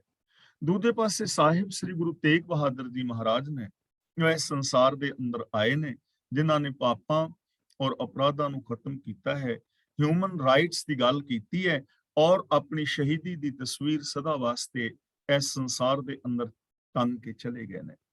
ਹੁਣ ਅਸੀਂ ਇਸ ਸੰਸਾਰ ਧਰਮਸ਼ਾਲਾ ਵਿੱਚ ਹਾਂ, ਅਸੀਂ ਕਿਹੜੇ ਮੁਸਾਫਿਰ ਬਣਨੇ ਚਾਹਾਂਗੇ? ਰੱਬ ਨੇ ਜੋ ਇਸ ਸ੍ਰਿਸ਼ਟੀ ਸਿਰਜੀ ਹੈ, ਗੁਰੂ ਜੀ ਕਹਿੰਦੇ ਨੇ ਸੱਚੀ ਧਰਮਸ਼ਾਲਾ ਹੈ, ਇੱਥੇ ਫਰਜ਼ ਨਿਭਾਉਣ ਵਾਸਤੇ ਹਾਂ ਔਰ ਸੱਚ ਨੂੰ ਆਧਾਰ ਬਣਾ ਕੇ ਮਨੁੱਖੀ ਫਰਜ਼ਾਂ ਨੂੰ ਪੂਰਿਆਂ ਕਰਨਾ ਹੈ। ਜੇਕਰ ਹਰ ਇਨਸਾਨ ਇਸ ਪੰਕਤੀ ਨੂੰ ਪੜ੍ਹੇ ਔਰ ਇਸ ਦੇ ਉੱਤੇ ਅਮਲ ਕਰੇ, ਹਰ ਇਨਸਾਨ ਆਪਣੇ ਆਪਣੇ ਥਾਂ ਤੇ ਜਿੰਨਾ ਵੀ ਕੋਈ ਕਰ ਸਕਦਾ ਹੈ, ਤਾਂ ਸੰਸਾਰ ਕਿੰਨਾ ਸੋਹਣਾ ਬਣ ਜਾਏਗਾ। ਇਸ ਲਈ ਗੁਰੂ ਜੀ ਕਹਿੰਦੇ ਨੇ ਪ੍ਰਭੂ ਨੇ ਇਹ ਆਪਣਾ ਤਖਤ ਬਣਾਇਆ ਹੈ, ਇਹ ਸੰਸਾਰ ਰੱਬ ਦਾ ਨਿਵਾਸ ਹੈ, ਇਹਦੇ ਵਿੱਚ ਰੱਬ ਨੇ ਧਰਤੀ ਸਿਰਜੀ ਹੈ ਔਰ ਉਹ ਫਰਜ਼ ਨਿਭਾਉਣ ਵਾਸਤੇ ਹੈ। ਇੱਥੇ ਸੱਚ ਨੂੰ ਆਧਾਰ ਬਣਾ ਕੇ ਮਨੁੱਖੀ ਫਰਜ਼ਾਂ ਨੂੰ ਨਿਭਾਉਣ ਦਾ ਯਤਨ ਕਰਨਾ ਹੈ ਔਰ ਇਹ ਧਰਮਸ਼ਾਲ ਸੱਚੀ ਹੈ। ਅਗਲਾ ਬਚਨ ਗੁਰੂ ਜੀ ਕਰ ਰਹੇ ਨੇ, ਆਪ ਉਪਾਏ ਖਪਾਏਂਦਾ ਸੱਚੇ ਦੀਨ ਦਿਆਲਾ। ਸੱਚੇ ਦਾ ਮਤਲਬ ਸਦਾ ਰਹਿਣ ਲਈ, ਦੀਨ ਦਿਆਲਾ ਦਾ ਮਤਲਬ ਜੋ ਦੀਨਾਂ ਤੇ ਦਇਆ ਕਰਨ ਵਾਲਾ ਹੈ। ਉਪਾਏ ਦਾ ਮਤਲਬ ਪੈਦਾ ਕਰਦਾ ਹੈ, ਖਪਾਏ ਦਾ ਮਤਲਬ ਖਪਾਂਦਾ, ਨਾਸ ਕਰਦਾ ਹੈ। ਦੀਨਾਂ ਤੇ ਦਇਆ ਕਰਨ ਵਾਲਾ, ਸਦਾ ਕਾਇਮ ਰਹਿਣ ਵਾਲੇ ਪ੍ਰਭੂ, ਤੂੰ ਆਪ ਹੀ ਜੀਵਾਂ ਨੂੰ ਪੈਦਾ ਕਰਦਾ ਹੈ ਔਰ ਆਪ ਹੀ ਨਾਸ਼ ਕਰਦਾ ਹੈ। ਯਾਨੀ ਜੀਵਨ ਔਰ ਮੌਤ ਇਹ ਪ੍ਰਭੂ ਦੇ ਹੱਥ ਵਿੱਚ ਹੈ, ਜੀਵਨ ਔਰ ਮੌਤ ਰੱਬੀ ਰਜ਼ਾ ਦੇ ਵਿੱਚ ਹੈ। ਤੇ ਯਾਦ ਰੱਖਣਾ, ਪ੍ਰਭੂ ਦੀਨ ਦਿਆਲ ਹੈ, ਦੀਨਾਂ ਤੇ ਦਇਆ ਕਰਨ ਵਾਲਾ ਹੈ। ਤੇ ਅਸਲੀ ਦੀਨ ਕੌਣ ਹੈ? ਕਹੋ ਕਬੀਰ ਨਿਰਧਨ ਹੈ ਸੋਈ, ਜਾ ਕੇ ਹਿਰਦੈ ਨਾਮ ਨਾ ਹੋਈ। ਜਿਸ ਦੇ ਹਿਰਦੇ ਅੰਦਰ ਗੁਣ ਨਹੀਂ ਹਨ, ਜਿਸ ਤੇ ਜੀਵਨ ਵਿੱਚ ਸੱਚਾਈ ਨਹੀਂ, ਦਇਆ ਨਹੀਂ, ਸੰਤੋਖ ਨਹੀਂ, ਪਿਆਰ ਮੁਹੱਬਤ ਨਹੀਂ, ਉਹ ਅਸਲੀ ਦੀਨ ਹੈ, ਉਹ ਕੰਗਾਲ ਹੈ ਆਤਮਿਕ ਜੀਵਨ ਵੱਲੋਂ। ਤੇ ਜੇ ਐਸਾ ਕੰਗਾਲ ਆਦਮੀ ਵੀ ਪ੍ਰਭੂ ਦੀ ਸ਼ਰਨ ਦੇ ਅੰਦਰ ਆਏ ਤਾਂ ਪ੍ਰਭੂ ਉਸ ਦੇ ਉੱਤੇ ਰਹਿਮਤ ਕਰਕੇ ਉਸ ਨੂੰ ਵੀ ਗੁਨਾਹ ਦੇ ਨਾਲ ਮਾਲਾ ਮਾਲ ਕਰ ਦਿੰਦਾ ਹੈ। ਤਾਂ ਇਸ ਦੀਨ ਦਿਆਲ ਸ਼ਬਦ ਦੇ ਅੰਦਰੋਂ ਸਾਡੇ ਵਾਸਤੇ ਇੱਕ ਬਹੁਤ ਵੱਡੀ ਸਕਾਰਾਤਮਕ ਸੋਚ ਨਿਕਲਦੀ ਹੈ ਕਿ ਜੇ ਕਿਤੇ ਸਾਡੇ ਜੀਵਨ ਵਿੱਚ ਕਮੀਆਂ ਔਰ ਦੋਸ਼ ਨੇ, ਅਸੀਂ ਰੱਬੀ ਸ਼ਰਨ ਵਿੱਚ ਆ ਕੇ ਸ਼ੁਭ ਗੁਣਾਂ ਦੇ ਧਾਰਨੀ ਹੋ ਸਕਦੇ ਹਾਂ, ਕਿਰਪਾ ਦੇ ਪਾਤਰ ਬਣ ਸਕਦੇ ਹਾਂ। ਸਭਨਾ ਰਿਜਕ ਸੰਬਾਹੇ ਦਾ ਤੇਰਾ ਹੁਕਮ ਨਿਰਾਲਾ। ਨਿਰਾਲਾ ਦਾ ਮਤਲਬ ਹੈਰਾਨ ਕਰ ਦੇਣ ਵਾਲਾ, ਅਸ਼ਚਰਜ, ਵੰਡਰਫੁਲ। ਰਿਜਕ ਦਾ ਮਤਲਬ ਰੋਜੀ, ਸੰਬਾਹਿੰਦਾ ਦਾ ਮਤਲਬ ਅਪਣਾਉਂਦਾ ਹੈ। ਤੇਰਾ ਹੁਕਮ ਅਨੋਖਾ ਹੈ, ਵੰਡਰਫੁਲ ਹੈ, ਹੈਰਾਨ ਕਰ ਦੇਣ ਵਾਲਾ ਹੈ, ਵਿਸਮਾਦ ਵਿੱਚ ਲੈ ਜਾਣ ਵਾਲਾ ਹੈ ਕਿ ਕਿਵੇਂ ਹੁਕਮ ਦੇ ਅੰਦਰ ਸੰਸਾਰ ਦੀ ਉਤਪਤੀ, ਲੈਤਾ, ਪਾਲਣਾ ਔਰ ਸੰਚਾਲਨ ਹੋ ਰਿਹਾ ਹੈ। ਔਰ ਫਿਰ ਇਸ ਹੁਕਮ ਨੂੰ ਮੋੜਿਆ ਨਹੀਂ ਜਾ ਸਕਦਾ, ਇਸ ਹੁਕਮ ਤੋਂ ਬਾਹਰ ਕੁਝ ਕੀਤਾ ਨਹੀਂ ਜਾ ਸਕਦਾ। ਤੇ ਤੇਰੇ ਇਸ ਹੁਕਮ ਦੇ ਅੰਦਰ ਸਭ ਜੀਵਾਂ ਨੂੰ ਤੂੰ ਰਿਜਕ ਅਪਣਾ ਰਿਹਾ ਹੈ। ਤੇਰਾ ਹੁਕਮ ਸਭ ਜੀਵਾਂ ਨੂੰ ਰਿਜਕ ਅਪਣਾ ਰਿਹਾ ਹੈ। ਹੁਕਮ ਦੇ ਅੰਦਰ ਹਰ ਚੀਜ਼ ਪਹੁੰਚ ਰਹੀ ਹੈ। ਹੁਕਮ ਹੈਰਾਨ ਕਰ ਦੇਣ ਵਾਲਾ ਹੈ। ਹੁਕਮ ਦਾ ਅੰਤ ਨਹੀਂ ਪਾਇਆ ਜਾ ਸਕਦਾ। ਹੁਕਮ ਤੋਂ ਉਲਟ ਕੁਝ ਕੀਤਾ ਨਹੀਂ ਜਾ ਸਕਦਾ। ਔਰ ਰੱਬੀ ਹੁਕਮ ਦੇ ਅੰਦਰ ਸਾਰਿਆਂ ਨੂੰ ਰਿਜਕ ਰੋਜੀ ਜੀਵਨ ਮਿਲ ਰਿਹਾ ਹੈ ਔਰ ਸਭ ਕੁਝ ਹੁਕਮ ਦੇ ਅੰਦਰ ਹੈ। ਹੈਰਾਨ ਕਰ ਦੇਣ ਵਾਲਾ ਹੈ ਪ੍ਰਭੂ ਤੇਰਾ ਹੁਕਮ। ਆਪੇ ਆਪ ਵਰਤਦਾ, ਆਪੇ ਪ੍ਰਤਿਪਾਲਾ। ਆਪੇ ਆਪ ਦਾ ਮਤਲਬ ਹਰ ਥਾਂ, ਵਰਤਦਾ ਦਾ ਮਤਲਬ ਵਰਤ ਰਿਹਾ ਹੈ, ਮੌਜੂਦ ਹੈ। ਆਪੇ ਪ੍ਰਤਿਪਾਲਾ, ਪ੍ਰਤਿਪਾਲਾ ਦਾ ਮਤਲਬ ਪਾਲਦਾ ਹੈ। ਇਹਨੂੰ ਪ੍ਰਿਤਪਾਲ ਨਹੀਂ ਪੜਨਾ, ਤੱਤੇ ਦੇ ਨਾਲ ਸਿਹਾਰੀ ਲਗਾਣੀ ਹੈ। ਪ੍ਰਤਿਪਾਲ, ਆਪੇ ਆਪ ਵਰਤਦਾ, ਆਪੇ ਪ੍ਰਤਿਪਾਲਾ। ਹਰ ਥਾਂ ਤੋਂ ਖੁਦ ਆਪ ਹੀ ਆਪ ਮੌਜੂਦ ਹੈ ਔਰ ਆਪ ਹੀ ਸਭ ਜੀਵਾਂ ਦੀ ਪਾਲਣਾ ਕਰ ਰਿਹਾ ਹੈ। ਦੇਖੋ ਕਿੰਨੇ ਸਾਫ਼ ਲਫ਼ਜ਼ਾਂ ਵਿੱਚ ਗੁਰਦੇਵ ਪਾਤਸ਼ਾਹ ਸਾਨੂੰ ਸਮਝਾ ਰਹੇ ਨੇ ਕਿ ਆਪੇ ਆਪ ਵਰਤਦਾ, ਕਿ ਆਪ ਹੀ ਆਪ ਵਰਤ ਰਿਹਾ ਹੈ। ਹਰ ਥਾਂ ਦੇ ਉੱਤੇ ਆਪ ਹੀ ਆਪ ਹੈ। ਉਸ ਆਪ ਤੋਂ ਬਿਨਾਂ ਕੁਝ ਵੀ ਨਹੀਂ ਹੈ। ਕਾਸ਼ ਇਨਸਾਨ ਇਸ ਚੀਜ਼ ਨੂੰ ਸਮਝ ਸਕਣ ਔਰ ਇਸ ਦੇ ਉੱਤੇ ਅਮਲ ਕੀਤਾ ਜਾ ਸਕੇ, ਸਾਡੀ ਇਹ ਜ਼ਿੰਦਗੀ ਸਵਰਗ ਹੋ ਜਾਏ। ਮੈਂ ਇਹ ਬੇਨਤੀਆਂ ਰੋਜ਼ ਕਰ ਰਿਹਾ ਹਾਂ ਕਿ ਆਪੇ ਆਪ ਹੀ ਇਹ ਸਾਰੇ ਪਾਸੇ, ਸਾਰਾ ਜਗਤ ਦਿਸਦਾ ਉਸੇ ਦਾ ਰੂਪ ਹੈ। ਸਾਡੇ ਵਿੱਚ ਕੋਈ ਵਖਰੇਵੇਂ ਨਹੀਂ ਹਨ, ਇੱਕੋ ਹੀ ਹੈ ਸਾਰਾ ਕੁਝ। ਇੱਕ ਸਿਸਟਮ ਚੋਂ ਹੀ ਅਸੀਂ ਸਾਰੇ ਪੈਦਾ ਹੋਏ ਹਾਂ। ਸਾਰੇ ਹੀ ਮਾਂ ਦੇ ਗਰਭ ਵਿੱਚ 9 ਮਹੀਨੇ ਰਹਿਣੇ। ਹਰ ਇੱਕ ਪੌਣ ਪਾਣੀ ਬੈਸੰਤਰ ਰਾਹੀਂ ਜ਼ਿੰਦਗੀ ਜੀ ਰਿਹਾ ਹੈ। ਇੱਕੋ ਹੀ ਧਰਤੀ, ਚੰਦਰਮਾ, ਸੂਰਜ, ਗ੍ਰਹਿ, ਨਕਸ਼ਤਰ, ਇਹ ਸਾਰੇ ਸਾਡੇ ਵਾਸਤੇ ਇੱਕ ਜੈਸਾ ਹੀ ਸਾਰਾ ਹੈ। 24 ਘੰਟੇ ਹੀ ਸਾਰਿਆਂ ਨੂੰ ਸਮਾਂ ਮਿਲਦਾ ਹੈ। ਜਿਹੜੇ ਚੰਗੇ ਬੰਦੇ ਨੇ ਨਾ, ਧਰਮੀ ਨੇ, ਜਾਂ ਜਿਨ੍ਹਾਂ ਨੇ ਵਿਕਾਸ ਕੀਤਾ ਹੈ, ਜਿਨ੍ਹਾਂ ਕੁਝ ਖੋਜਾਂ ਕੀਤੀਆਂ ਨੇ, ਉਹਨਾਂ ਦਾ ਦਿਨ 26 ਘੰਟੇ ਦਾ ਨਹੀਂ ਹੁੰਦਾ, 25 ਘੰਟੇ ਦਾ ਨਹੀਂ ਹੁੰਦਾ। ਉਹਨਾਂ ਵਾਸਤੇ ਵੀ 24 ਘੰਟੇ ਹੀ ਨੇ। ਉਹਨਾਂ ਵਾਸਤੇ ਹੀ ਇਹੀ ਹਵਾ, ਇਹੀ ਸੂਰਜ, ਇਹੀ ਚੰਦਰਮਾ, ਇਹੀ ਧਰਤੀ ਹੈ। ਉਹਨਾਂ ਵਾਸਤੇ ਵੀ ਇਹੀ ਸੰਸਾਰ ਹੈ।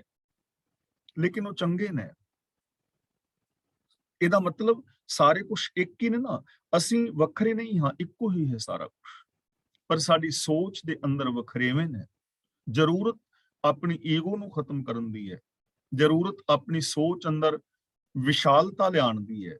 ਜਿਵੇਂ ਜਿਵੇਂ ਬੰਦੇ ਨੂੰ ਸਮਝ ਆਏਗੀ ਔਰ ਆਪਣੀ ਸੋਚ ਦੇ ਅੰਦਰ ਵਿਸ਼ਾਲਤਾ ਲਿਆਏਗਾ, ਤਿਵੇਂ ਤਿਵੇਂ ਇਹ ਸੰਸਾਰ ਸੋਹਣਾ ਬਣਦਾ ਚਲਾ ਜਾਏਗਾ। ਔਰ ਇਹ ਸੰਸਾਰ ਸਮਾਜ ਨੂੰ, ਮਨੁੱਖੀ ਜ਼ਿੰਦਗੀ ਨੂੰ ਔਰ ਪਰਿਵਾਰਕ ਜੀਵਨ ਨੂੰ ਸੋਹਣਾ ਔਰ ਸੁਚੱਜਾ ਬਣਾਉਣਾ, ਇਹ ਸਾਡੀ ਸਾਰਿਆਂ ਦੀ ਜ਼ਿੰਮੇਵਾਰੀ ਹੈ। ਇਹ ਸਾਡੇ ਸਾਰਿਆਂ ਦੇ ਫਰਜ਼ ਨੇ ਔਰ ਇਹਦੀ ਪਹਿਲ ਸਾਨੂੰ ਆਪਣੇ ਆਪ ਤੋਂ ਕਰਨੀ ਚਾਹੀਦੀ ਹੈ। ਜਿਹੜੀ ਵੀ ਅਸੀਂ ਬਾਣੀ ਪੜ੍ਹ, ਸੁਣ ਔਰ ਸਮਝ ਰਹੇ ਹਾਂ, ਇਧਰ ਯਤਨ ਕਰਨ ਦੀ ਲੋੜ ਹੈ। ਸ਼ਲੋਕ ਮਹਿਲਾ ਤੀਜਾ। ਸੋਹਬ ਤਾਂ ਸੁਹਾਗਣੀ ਜਾਂ ਮਨ ਲਹਿ ਸੱਚ ਨਾਉ। ਸੋਹਬ ਦਾ ਮਤਲਬ ਸੂਹੇ ਵੇਸ਼ ਵਾਲੀ, ਜਿਨੇ ਸੁਹਾਗ ਭਾਗ ਵਾਲੇ ਕੱਪੜੇ ਪਾਏ ਨੇ। ਤਾਂ ਗੁਰੂ ਪਾਤਸ਼ਾਹ ਜੀ ਕਹਿੰਦੇ ਨੇ, ਹੇ ਸੂਹੇ ਵੇਸ਼ ਵਾਲੀਏ, ਤੂੰ ਤਾਂ ਸੁਹਾਗਣੀ ਅਖਵਾ ਸਕਦੀ ਹੈ ਜੇ ਤੂੰ ਸੱਚੇ ਪ੍ਰਭੂ ਦੇ ਹੁਕਮ ਨੂੰ ਮੰਨ ਲਵੇਂ, ਤਾਂ ਤੂੰ ਸੁਹਾਗ ਭਾਗ ਵਾਲੀ ਹੋ ਸਕਦੀ ਹੈ। ਸੂਹਬ ਤਾਂ ਸੁਹਾਗਣੀ, ਕਿ ਹੇ ਸੂਹੇ ਵੇਸ਼ ਵਾਲੀਏ, ਜੇ ਤੂੰ ਸਦਾ ਫਿਰ ਪ੍ਰਭੂ ਦੇ ਹੁਕਮ ਨੂੰ ਮੰਨ ਲਵੇਂ ਤਾਂ ਤੂੰ ਸੁਹਾਗ ਭਾਗ ਵਾਲੀ ਹੋ ਸਕਦੀ ਹੈ। ਜਾਂ ਮੰਨ ਲਹੇ ਸੱਚ ਨਾਉ। ਨਾਉ ਦਾ ਮਤਲਬ ਹੁਕਮ, ਸੱਚਾ ਹੁਕਮ, ਪ੍ਰਭੂ ਦੀ ਸਿਫਤ ਸਲਾਹ, ਸੱਚ। ਜੇ ਤੂੰ ਸੱਚ ਨੂੰ ਮੰਨ ਲੈ, ਮਨਨ ਕਰੇ, ਇੰਪਲੀਮੈਂਟ ਕਰੇ, ਰੱਬੀ ਹੁਕਮ ਵਿੱਚ ਜੀਵੇਂ, ਰੱਬੀ ਗੁਣਾਂ ਦੀ ਧਾਰਨੀ ਹੋਵੇ, ਤਾਂ ਤੂੰ ਸੁਹਾਗਣੀ ਹੋ ਸਕਦੀ ਹੈ। ਯਾਨੀ ਤੇਰੇ ਅੰਦਰ ਗੁਣ ਆ ਸਕਦੇ ਨੇ, ਔਰ ਸਾਰਿਆਂ ਦੇ ਅੰਦਰ ਪੋਸੀਬਿਲਿਟੀ ਹੈ, ਮੇਰੇ ਵਿੱਚ ਵੀ, ਤੁਹਾਡੇ ਵਿੱਚ ਵੀ, ਹੋਰ ਸਾਰੇ ਲੋਕਾਂ ਦੇ ਅੰਦਰ ਵੀ ਬਿਲਕੁਲ ਸੰਭਾਵਨਾ ਹੈ, ਪੋਸੀਬਿਲਿਟੀ ਹੈ। ਜੇ ਸੱਚੇ ਹੁਕਮ ਨੂੰ ਮੰਨ ਲਿਆ ਜਾਏ, ਜੇ ਗੁਣਾਂ ਨੂੰ ਮੰਨ ਲਿਆ ਜਾਏ, ਜੋ ਅਸੀਂ ਆ ਬਚਨ ਰੋਟ ਕਰ ਰਹੇ ਹਾਂ, ਜੇ ਇਹਨਾਂ ਤੇ ਅਮਲ ਕਰ ਲਿਆ ਜਾਏ ਤਾਂ ਕੀ ਹੈ? ਕੁਛ ਵੀ ਨਹੀਂ, ਫਿਰ ਤਾਂ ਸਾਰਾ ਕੁਝ ਹੱਲ ਹੋ ਜਾਂਦਾ ਹੈ। ਗੱਲ ਤਾਂ ਮੰਨਣ ਦੀ ਹੈ। ਇਹ ਸੰਭਾਵਨਾ ਸਾਡੇ ਸਾਰਿਆਂ ਦੇ ਅੰਦਰ ਹੈ, ਪਰ ਸਵਾਲ ਤਾਂ ਇਹ ਹੈ ਕਿ ਬੰਦਾ ਮੰਨਣਾ ਕਦੋਂ ਸ਼ੁਰੂ ਕਰੇਗਾ। ਦੁਨੀਆ ਦਾ ਕੋਈ ਵੀ ਇਨਸਾਨ ਚੰਗੇ ਤੋਂ ਚੰਗਾ ਇਨਸਾਨ ਬਣ ਸਕਦਾ ਹੈ, ਉਹ ਸਫਲਤਾ ਹਾਸਲ ਕਰ ਸਕਦਾ ਹੈ, ਜੇ ਉਸ ਦੇ ਅੰਦਰ ਰੰਚਕ ਮਾਤਰ ਵੀ ਵਿਲ ਪਾਵਰ ਹੋਵੇ। ਜੇ ਰਾਈ ਦੇ ਦਾਣੇ ਜਿੰਨੀ ਵਿਲ ਪਾਵਰ ਵੀ ਅੰਦਰ ਹੈ ਨਾ, ਉਹ ਇਨਸਾਨ ਵੀ ਮਹਾਨ ਹੋ ਸਕਦਾ ਹੈ। ਜ਼ਰੂਰਤ ਹੌਸਲੇ ਦੀ ਹੈ, ਜ਼ਰੂਰਤ ਵਿਲ ਪਾਵਰ ਦੀ ਹੈ, ਜ਼ਰੂਰਤ ਆਤਮ ਵਿਸ਼ਵਾਸ ਦੀ ਹੈ। ਇਸ ਲਈ ਜੇ ਸਾਡੇ ਅੰਦਰ ਆਤਮ ਵਿਸ਼ਵਾਸ ਪੈਦਾ ਹੋ ਜਾਏ ਕਿ ਅਸੀਂ ਵੀ ਗੁਰੂ ਦੀ ਪਾਵਨ ਬਾਣੀ ਮੁਤਾਬਕ ਜ਼ਿੰਦਗੀ ਜੀ ਸਕਦੇ ਹਾਂ, ਅਸੀਂ ਇਹਨਾਂ ਗੁਣਾਂ ਦੇ ਧਾਰਨੀ ਹੋ ਸਕਦੇ ਹਾਂ, ਇਹ ਸਾਡਾ ਹੱਕ ਹੈ, ਇਹ ਸਾਡਾ ਫਰਜ਼ ਹੈ, ਤਾਂ ਸਾਡੇ ਅੰਦਰ ਵੀ ਸ਼ੁਭ ਗੁਣ ਆ ਸਕਦੇ ਨੇ। ਗੁਰੂ ਜੀ ਕਹਿੰਦੇ ਨੇ, ਹੇ ਸੂਹੇ ਵੇਸ ਵਾਲੀਏ, ਹੇ ਵਿਕਾਰਾਂ ਦੇ ਨਾਲ ਪਿਆਰ ਕਰਨ ਵਾਲੇ ਮਨੁੱਖਾ, ਜੇ ਤੂੰ ਸੱਚੇ ਹੁਕਮ ਨੂੰ ਮੰਨ ਲਵੇਂ ਤਾਂ ਤੂੰ ਸੁਹਾਗ ਭਾਗ ਵਾਲਾ ਹੋ ਸਕਦਾ ਹੈ, ਤੇਰੀ ਜ਼ਿੰਦਗੀ ਅੰਦਰ ਵੀ ਮਹਾਨਤਾ ਆ ਸਕਦੀ ਹੈ। ਸਤਿਗੁਰ ਆਪਣਾ ਮਨਾਏ ਲੈ, ਰੂਪ ਚੜੀ ਤਾਂ ਅਗਲਾ, ਦੂਜਾ ਨਾਹੀ ਥਾਉ। ਇਸ ਪੰਕਤੀ ਦੇ ਵਿਸਰਾਮ ਇਸ ਤਰ੍ਹਾਂ ਹੋਣਗੇ, ਸਤਿਗੁਰ ਆਪਣਾ ਮਨਾਏ ਲੈ, ਰੂਪ ਚੜੀ ਤਾਂ ਅਗਲਾ, ਦੂਜਾ ਨਾਹੀ ਥਾਉ। ਅਗਲਾ ਦਾ ਮਤਲਬ ਬਹੁਤ। ਸਤਿਗੁਰ ਆਪਣਾ ਮਨਾਏ ਲੈ ਦਾ ਮਤਲਬ, ਜੇ ਤੂੰ ਆਪਣੇ ਗੁਰੂ ਨੂੰ ਮਨਾ ਲਵੇਂ, ਜੇ ਤੂੰ ਆਪਣੇ ਗੁਰੂ ਨੂੰ ਪ੍ਰਸੰਨ ਕਰ ਲੈ, ਮਤਲਬ ਜੇ ਤੂੰ ਗੁਰੂ ਦੀ ਪ੍ਰਸੰਨਤਾ ਹਾਸਲ ਕਰ ਲੈ, ਜੇ ਤੂੰ ਗੁਰੂ ਦੇ ਦੱਸੇ ਰਾਹਾਂ ਤੇ ਤੁਰੇ, ਰੂਪ ਚੜੀ ਤਾਂ ਅਗਲਾ, ਫਿਰ ਤੇਰੇ ਤੇ ਬਹੁਤ ਚੰਗੀ ਰੰਗਤ ਚੜ ਜਾਏਗੀ, ਪ੍ਰੇਮ ਦੀ, ਸੱਚ ਦੀ, ਗੁਣਾਂ ਦੀ, ਇਨਸਾਨੀਅਤ ਦੀ। ਤੇਰਾ ਰੂਪ ਬੜਾ ਸੁਹਾਵਣਾ ਹੋ ਜਾਏਗਾ। ਅੱਜ ਦੇ ਬੰਦੇ ਦਾ ਰੂਪ ਵਿਗੜਿਆ ਹੋਇਆ ਹੈ। ਬਾਹਰੀ ਤੌਰ ਤੇ ਬੇਸ਼ੱਕ ਬੰਦਾ ਬਣਿਆ ਫੁੱਬਿਆ ਹੈ, ਬ੍ਰਾਂਡਡ ਕੱਪੜੇ ਪਾਉਂਦਾ ਹੈ, ਮੇਕਅਪ ਕਰਦਾ ਹੈ, ਚਾਹੇ ਔਰਤ ਹੈ ਜਾਂ ਬੰਦਾ ਹੈ, ਸੱਜ ਧੱਜ ਕੇ ਰਹਿੰਦਾ ਹੈ। ਬਾਹਰੀ ਰੂਪ ਚਾਹੇ ਦਾ ਚੰਗਾ ਹੈ, ਲੇਕਿਨ ਅੰਦਰਲਾ ਰੂਪ ਇਸ ਦਾ ਵਿਗੜਿਆ ਹੋਇਆ ਹੈ। ਅਸਲੀ ਰੂਪ ਬੰਦੇ ਦਾ ਵਿਗੜਿਆ ਹੋਇਆ ਹੈ। ਬੰਦਾ ਹੈ ਤਾਂ ਇਹਨੂੰ ਬੰਦਿਆਂ ਵਾਲੇ ਕੰਮ ਕਰਨੇ ਚਾਹੀਦੇ ਨੇ। ਵਿਗੜੇ ਹੋਏ ਰੂਪ ਦੇ ਪ੍ਰਤੱਖ ਅਸੀਂ ਪ੍ਰਮਾਣ ਦੇਖ ਰਹੇ ਹਾਂ। ਰਿਸ਼ਵਤਖੋਰੀ ਹੈ, ਚੋਰੀ ਹੈ, ਬੇਈਮਾਨੀ ਹੈ, ਠੱਗੀਆਂ ਨੇ, ਮਿਲਾਵਟ ਹੈ, ਵੈਰ ਵਿਰੋਧ ਨੇ, ਈਰਖਾ ਦਵੇਸ਼ ਹੈ। ਇਹ ਵਿਗੜਿਆ ਹੋਇਆ ਰੂਪ ਹੀ ਤੇ ਹੈ। ਹੁਣ ਇਹ ਦੇਸ਼ ਜਿਨ੍ਹਾਂ ਵਿੱਚ ਅਸੀਂ ਬੈਠੇ ਹਾਂ, ਇੱਥੇ ਕਿੰਨੇ ਸੋਹਣੇ ਕਾਨੂੰਨ ਬਣਾਏ ਨੇ, ਲੇਕਿਨ ਇਹਨਾਂ ਕਾਨੂੰਨ ਹੋਣ ਦੇ ਬਾਵਜੂਦ ਵੀ ਲੋਕ ਚੋਰੀਆਂ ਕਰਦੇ ਨੇ। ਇੱਥੇ ਵੀ ਲੋਕ ਅਸੀਂ ਦੇਖਦੇ ਹਾਂ, ਬਹੁਤ ਸਾਰੇ ਡਰੱਗੀ ਜਾਂ ਕੁਛ ਬੀਅਰ ਵਗੈਰਾ ਪੀਤਾ ਤੇ ਡੱਬਾ ਜਿੱਥੇ ਮਰਜ਼ੀ ਸੁੱਟ ਕੇ, ਮਤਲਬ ਇੱਥੇ ਵੀ ਪਰਵਾਹ ਨਹੀਂ ਨਾ ਕਰਦੇ। ਵਿਗੜਿਆ ਹੋਇਆ ਰੂਪ ਹੀ ਤੇ ਹੈ ਬੰਦੇ ਦਾ।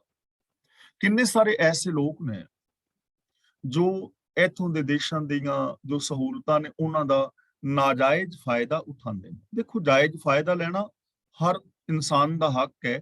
ਜੇ ਕੋਈ ਡਿਸੇਬਲ ਹੈ, ਬਿਮਾਰ ਹੈ, ਜਾਂ ਉਹਦੇ ਕੋਲ ਕੰਮ ਬਿਲਕੁਲ ਵਾਸਤਵ ਵਿੱਚ ਨਹੀਂ ਹੈ, ਤਾਂ ਜੋ ਗਵਰਨਮੈਂਟ ਵੱਲੋਂ ਭੱਤਾ ਮਿਲਦਾ ਹੈ, ਮਾਇਆ ਮਿਲਦੀ ਹੈ, ਉਹ ਲੈਣੀ ਚਾਹੀਦੀ, ਉਹਦਾ ਹੱਕ ਹੈ। ਲੇਕਿਨ ਬਹੁਤ ਸਾਰੇ ਲੋਕ ਐਸੇ ਨੇ ਜਿਹੜੇ ਚੋਰੀ ਕੰਮ ਵੀ ਕਰਦੇ ਨੇ ਔਰ ਨਾਲ ਲਿਖਾਇਆ ਹੈ ਕਿ ਮੇਰੇ ਕੋਲ ਕੰਮ ਨਹੀਂ ਹੈ, ਜਾਂ ਮੈਂ ਡਿਸੇਬਲ ਹਾਂ, ਜਾਂ ਮੈਂ ਕੁਛ ਹਾਂ। ਤਾਂ ਇਹ ਵਿਗੜਿਆ ਹੋਇਆ ਰੂਪ ਹੈ ਨਾ, ਇਸੇ ਨੂੰ ਵਿਗੜਿਆ ਰੂਪ ਕਹਿੰਦੇ ਨੇ।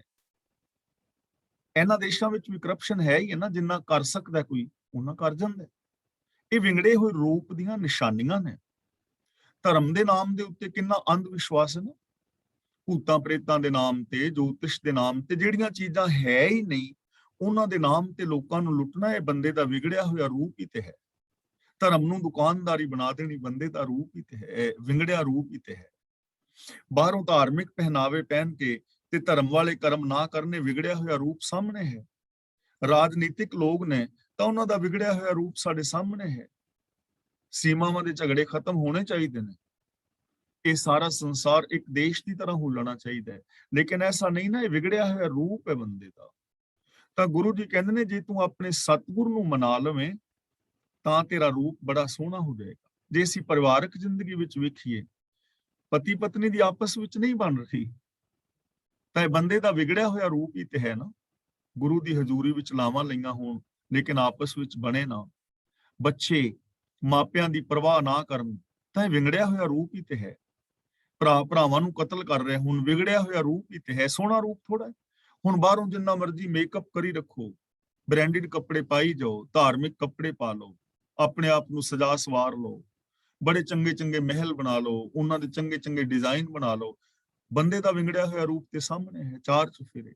ਤਾਂ ਗੁਰੂ ਜੀ ਬੰਦੇ ਦਾ ਇੱਕ ਸੋਹਣਾ ਸੁੰਦਰ ਰੂਪ ਵੇਖਣਾ ਚਾਹੁੰਦੇ ਨੇ, ਉਹ ਰੂਪ ਜੋ ਰੱਬ ਵਰਗਾ ਹੋ, ਮਨ ਤੂੰ ਜੋਤ ਸਰੂਪ ਹੈ, ਉਹ ਰੂਪ ਬਣ ਸਕਦਾ ਹੈ, ਉਹ ਪੋਸੀਬਿਲਿਟੀ ਹੈ। ਲੇਕਿਨ ਬਣੇਗਾ ਤਾਂ ਜੇ ਸਤਿਗੁਰੂ ਨੂੰ ਮਨਾ ਲੇਗਾ। ਸਤਿਗੁਰੂ ਆਪਣਾ ਮਨਾਏ ਲੈ, ਤੂੰ ਆਪਣੇ ਗੁਰੂ ਦੀ ਪ੍ਰਸੰਨਤਾ ਹਾਸਲ ਕਰ, ਗੁਰੂ ਦੇ ਦੱਸੇ ਰਾਹ ਤੇ ਤੁਰ, ਰੂਪ ਚੜੀ ਤਾਂ ਅਗਲਾ, ਫਿਰ ਤੇਰੇ ਤੇ ਬਹੁਤ ਰੂਪ ਚੜੇਗਾ, ਬਹੁਤ ਸੁੰਦਰ ਤੇਰਾ ਜੀਵਨ ਹੋ ਜਾਏਗਾ। ਤੇਰੇ ਬੋਲ, ਤੇਰਾ ਬਿਹੇਵੀਅਰ, ਤੇਰੀ ਮਾਨਸਿਕਤਾ, ਤੇਰਾ ਪਰਿਵਾਰਕ ਜੀਵਨ, ਤੇਰਾ ਇਹ ਸਮਾਜ, ਦੂਜਾ ਨਾ ਹੀ ਥਾਉ। ਗੁਰੂ ਜੀ ਕਹਿੰਦੇ ਨੇ ਗੁਰੂ ਦੇ ਚਰਨਾਂ ਦੀ ਸ਼ਰਨ ਤੋਂ ਬਿਨਾ ਦੂਜਾ ਕੋਈ ਥਾਂ ਨਹੀਂ ਜਿੱਥੋਂ ਤੇਰਾ ਰੂਪ ਸੁਧਰ ਸਕੇ। ਕੋਈ ਦੂਜਾ ਥਾਂ ਨਹੀਂ ਕਿ ਤੂੰ ਤੀਰਥਾਂ ਤੇ ਜਾਏ ਤੇ ਤੇਰਾ ਰੂਪ ਬਦਲ ਜਾਏ, ਬਾਬਿਆਂ ਨੂੰ ਮੱਥੇ ਟੇਕੇ ਤੇ ਤੇਰੇ ਰੂਪ ਦੇ ਅੰਦਰ ਬਦਲਾਵ ਆ ਜਾਏ, ਵਰਤ ਰੱਖੇ, ਸਰਾਧ ਕਰੇ, ਮੜੀਆਂ ਕਬਰਾਂ ਨੂੰ ਪੂਜੇ, ਜਾਂ ਤੂੰ ਸਮਾਧੀਆਂ ਲਾਵੇਂ, ਇਹਨਾਂ ਕੰਮਾਂ ਦੇ ਨਾਲ ਰੂਪ ਨਹੀਂ ਬਦਲਣਾ ਪਿਆਰਿਆ।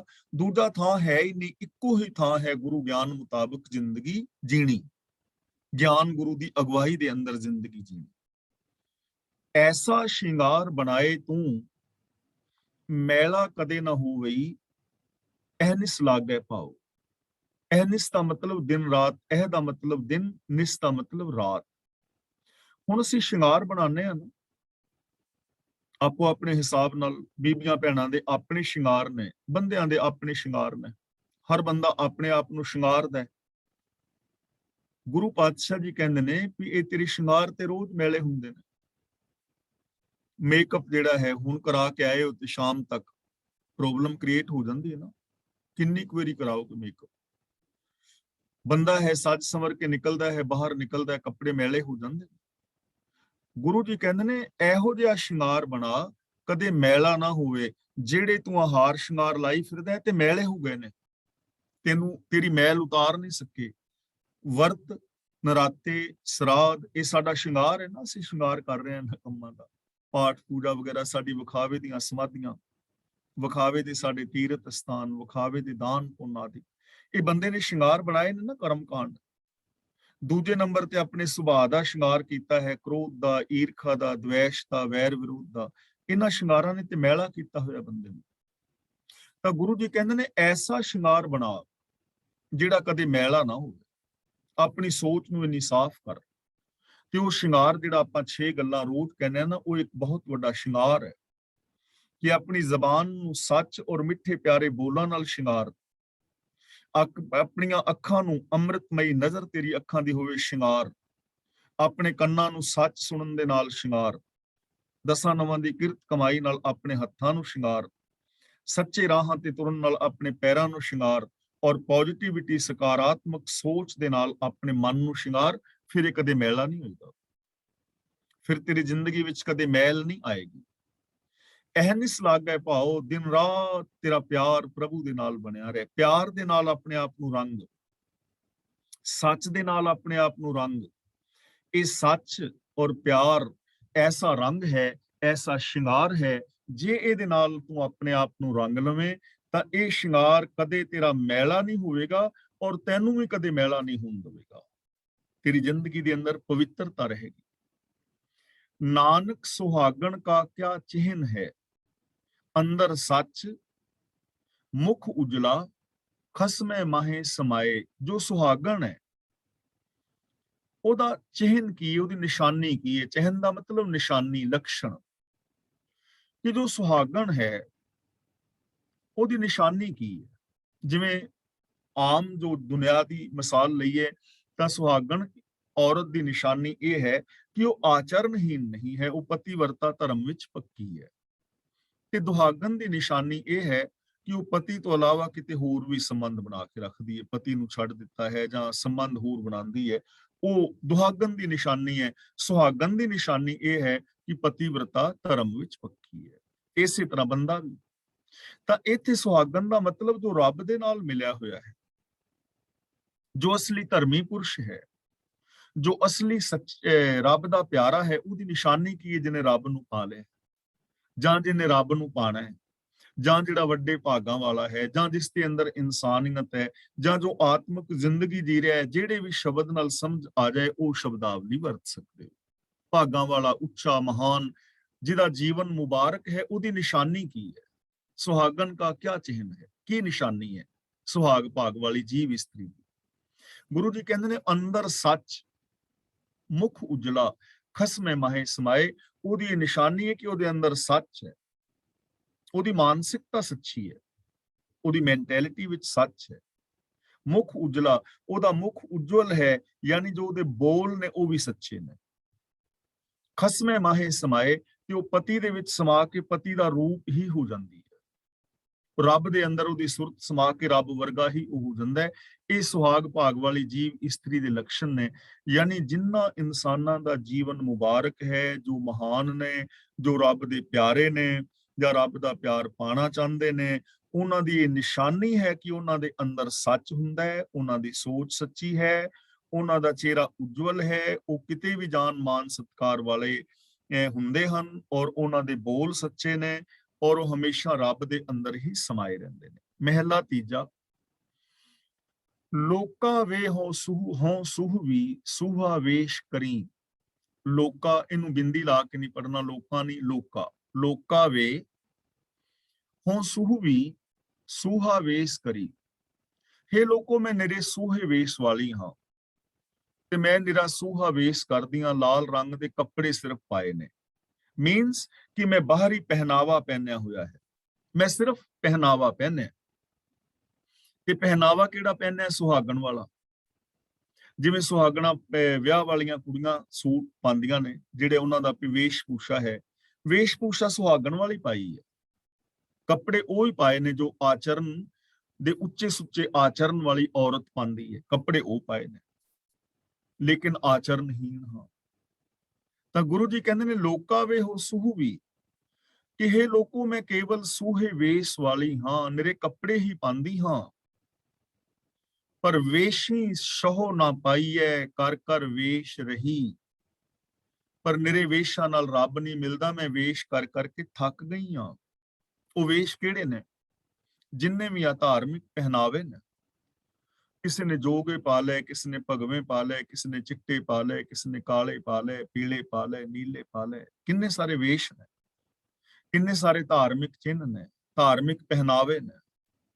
ਤਾਂ ਨਿਰੇ ਪਹਿਨਾਵਿਆਂ ਨਾਲ ਤੇ ਰੱਬ ਨਹੀਂ ਨਾ ਮਿਲਦਾ। ਜੋਗ ਨਾ ਭਗਵੀਂ ਕੱਪੜੀ, ਜੋਗ ਨਾ ਮੈਲੇ ਵੇਸ਼। ਹੁਣ ਧਾਰਮਿਕ ਪਹਿਨਾਵਾ ਪਹਿਨ ਕੇ ਤਾਂ ਮੈਂ ਐਵੇਂ ਬੈਠਾ, ਤਾਂ ਕੀ ਕੇਵਲ ਧਾਰਮਿਕ ਪਹਿਨਾਵਾ ਪਹਿਨਣ ਦੇ ਨਾਲ ਰੱਬ ਮਿਲ ਜਾਏਗਾ? ਮੇਰਾ ਮਤਲਬ ਇਹ ਨਹੀਂ ਕਿ ਧਾਰਮਿਕ ਪਹਿਨਾਵਾ ਕੋਈ ਨਾ ਪਹਿਨੇ। ਗੱਲ ਇਹ ਹੋ ਰਹੀ ਹੈ ਕਿ ਨਿਰਾ ਪਹਿਨਾਵਾ, ਨਿਰਾ ਵੇਸ਼, ਬਾਹਰੋਂ ਪਹਿਨਾਵਾ, ਬਾਹਰੋਂ ਵੇਸ਼, ਬਾਹਰੋਂ ਵਿਖਾਵਾ, ਅੰਦਰ ਕੁਝ ਵੀ ਨਹੀਂ। ਬਾਹਰੋਂ ਮੈਂ ਧਾਰਮਿਕ ਪਹਿਨਾਵਾ ਪਹਿਨਿਆ ਹੈ, ਲੇਕਿਨ ਜੋ ਗੁਰੂ ਜੀ ਸਿੱਖਿਆ ਦੇ ਰਹੇ ਨੇ ਉਹਦੇ ਤੇ ਮੈਂ ਇੱਕ ਤੇ ਵੀ ਅਮਲ ਨਹੀਂ ਕਰ ਰਿਹਾ, ਤਾਂ ਇਹ ਤਾਂ ਸਗੋਂ ਹੋਰ ਮਾੜੀ ਗੱਲ ਹੋ ਗਈ ਨਾ। ਤਾਂ ਗੁਰੂ ਜੀ ਕਹਿੰਦੇ ਨੇ ਮੈਂ ਸਿਰਫ ਵੇਸ਼ ਕਰ ਰਿਹਾ, ਤੇ ਵੇਸ਼ਾਂ ਦੇ ਨਾਲ ਰੱਬ ਮਿਲਦਾ ਨਹੀਂ। ਮੈਂ ਬੜੇ ਵੇਸ਼ ਕਰ ਕਰਕੇ ਥੱਕ ਗਈ ਹਾਂ। ਯਾਨੀ ਇਸ ਦੁਨੀਆ ਦੇ ਅੰਦਰ ਆਮ ਲੋਕ ਬਾਹਰੀ ਵਿਖਾਵਾ ਕਰ ਰਹੇ ਨੇ, ਤੇ ਬਾਹਰੀ ਵਿਖਾਵਿਆਂ ਦੇ ਨਾਲ ਨਾ ਰੱਬ ਮਿਲਦਾ ਹੈ, ਨਾ ਸ਼ਾਂਤੀ ਮਿਲਦੀ ਹੈ, ਨਾ ਖੁਸ਼ੀ ਮਿਲਦੀ ਹੈ, ਨਾ ਆਤਮਿਕ ਜੀਵਨ ਵਿੱਚ ਵਿਕਾਸਤਾ ਹੁੰਦੀ ਹੈ। ਨਾਨਕ ਤਿਨੀ ਸ਼ਹੁ ਪਾਇਆ, ਜਿਨੀ ਗੁਰ ਕੀ ਸਿੱਖ ਸੁਣੀ। ਇੱਥੇ ਸਿੱਖ ਦਾ ਮਤਲਬ ਹੈ ਸਿੱਖਿਆ, ਸ਼ਹੁ ਦਾ ਮਤਲਬ ਪ੍ਰਭੂ। ਉਹਨਾਂ ਨੇ ਹੀ ਖਸਮ ਪ੍ਰਭੂ ਨੂੰ ਪਾਇਆ ਹੈ, ਉਹਨਾਂ ਨੂੰ ਪ੍ਰਭੂ ਦੀ ਪ੍ਰਾਪਤੀ ਹੋਈ ਹੈ, ਜਿਨ੍ਹਾਂ ਨੇ ਗੁਰੂ ਦੀ ਸਿੱਖਿਆ ਸੁਣੀ ਹੈ, ਜਿਨ੍ਹਾਂ ਨੇ ਗੁਰੂ ਦੀ ਸਿੱਖਿਆ ਤੇ ਅਮਲ ਕੀਤਾ ਹੈ।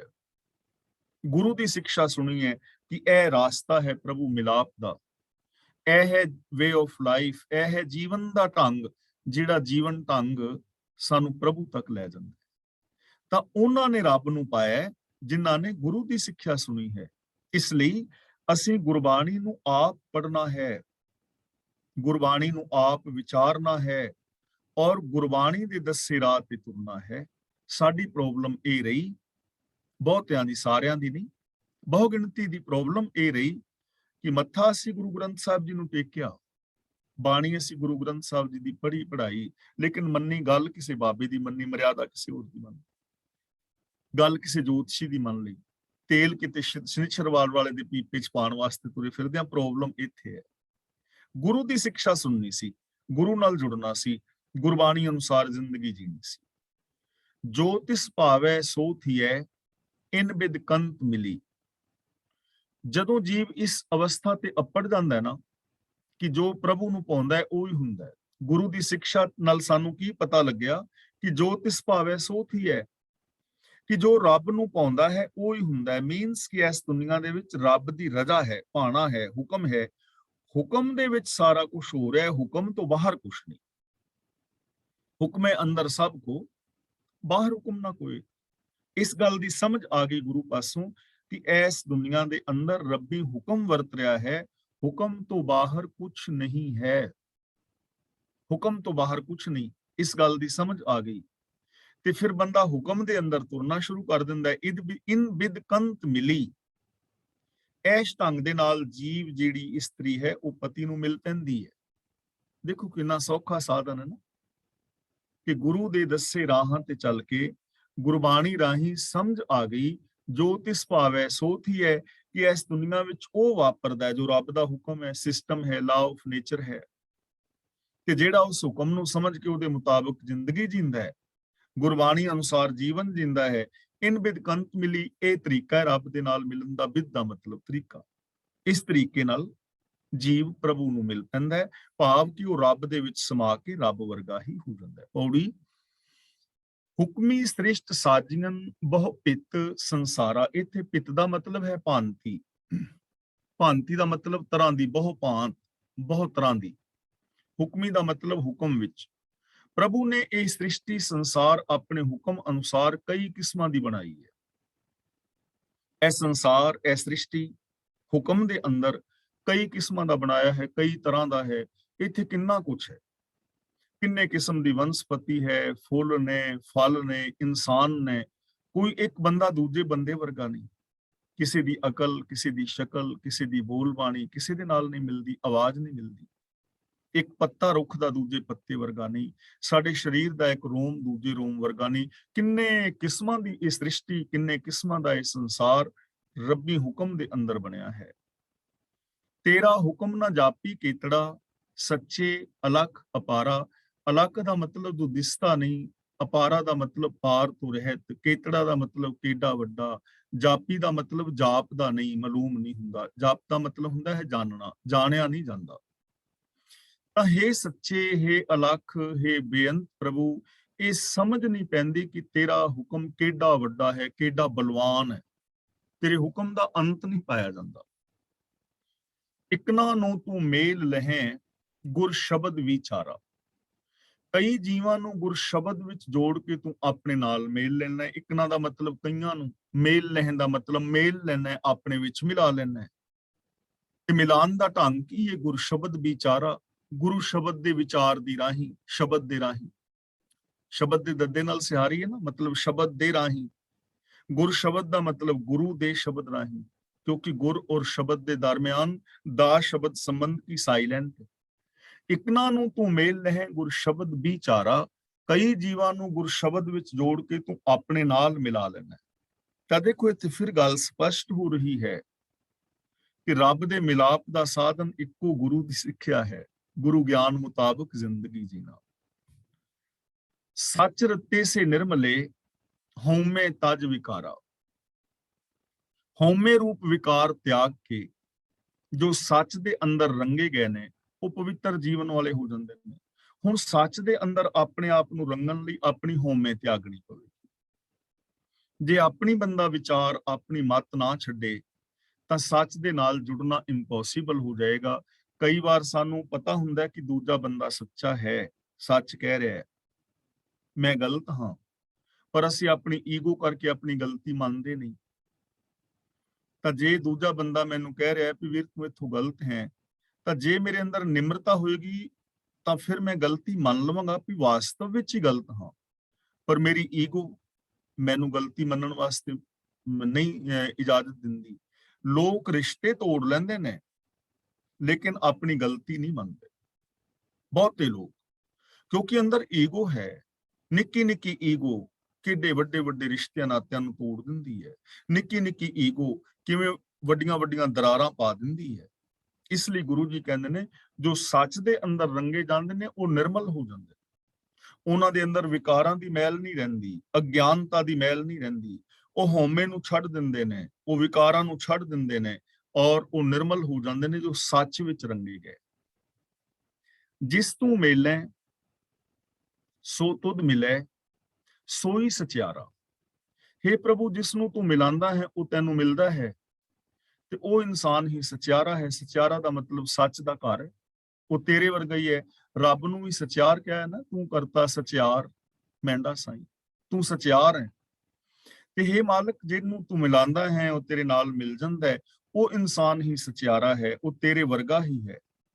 ਤੇ ਸਚਿਆਰ ਹੋਣਾ ਹੀ ਸਾਡੀ ਜ਼ਿੰਦਗੀ ਦਾ ਗੋਲ ਹੈ, ਸਚਿਆਰ ਹੋਣਾ ਹੀ ਸਾਡੇ ਜੀਵਨ ਦਾ ਏਮ ਹੈ ਔਰ ਅਸੀਂ ਸਚਿਆਰ ਬਣਨਾ ਹੈ। ਤੇ ਉਹ ਇਨਸਾਨ ਸਚਿਆਰ ਹੋ ਜਾਂਦਾ ਹੈ ਜੋ ਪ੍ਰਭੂ ਦੀ ਰਜ਼ਾ ਔਰ ਭਾਣੇ ਦੇ ਅੰਦਰ ਚੱਲਦਾ ਹੈ। ਗੁਰੂ ਪਾਤਸ਼ਾਹ ਜੀ ਰਹਿਮਤ ਔਰ ਬਖਸ਼ਿਸ਼ ਕਰਨ, ਅਸੀਂ ਗੁਰੂ ਜੀ ਦੀ ਪਾਵਨ ਬਾਣੀ ਨੂੰ ਆਪ ਪੜ੍ਹੀਏ, ਗੁਰਬਾਣੀ ਨੂੰ ਆਪ ਵਿਚਾਰੀਏ ਔਰ ਗੁਰਬਾਣੀ ਮੁਤਾਬਕ ਜ਼ਿੰਦਗੀ ਜੀ ਕੇ ਆਪਣੇ ਜੀਵਨ ਨੂੰ ਸਫਲ ਔਰ ਸੁਚੱਜਾ ਕਰਨ ਦਾ ਯਤਨ ਕਰੀਏ। ਤਾਂ ਅੱਜ ਦੀ ਵਿਚਾਰ ਇੱਥੇ ਸਮਾਪਤ ਕਰਦੇ ਹਾਂ ਜੀ। ਅੱਜ ਦੀ ਇਸ ਵਿਚਾਰ ਵਿੱਚ ਜੇ ਕਿਸੇ ਵੀਰ ਭੈਣ ਦਾ ਕੋਈ ਛੋਟਾ ਮੋਟਾ ਸਵਾਲ ਹੈ ਤਾਂ ਸਵਾਲ ਕਰ ਸਕਦੇ ਹੋ, ਔਰ ਅੱਜ ਦੀ ਇਸ ਵਿਚਾਰ ਬਾਰੇ ਜੇ ਆਪਨੇ ਆਪਣਾ ਕੋਈ ਕਮੈਂਟ ਦੇਣਾ ਹੈ ਤਾਂ ਉਹ ਅਨਮਿਊਟ ਹੋ ਕੇ ਆਪਣੇ ਵਿਚਾਰ ਦੇ ਸਕਦੇ ਹੋ। ਕਲਾਸ ਦੀ ਅਗਲੀ ਕਾਰਵਾਈ ਕੇਸੀ ਸਾਹਿਬ ਜੀ ਕਰ ਰਹੇ ਨੇ। ਵਾਹਿਗੁਰੂ ਜੀ ਕਾ ਖਾਲਸਾ, ਵਾਹਿਗੁਰੂ ਜੀ।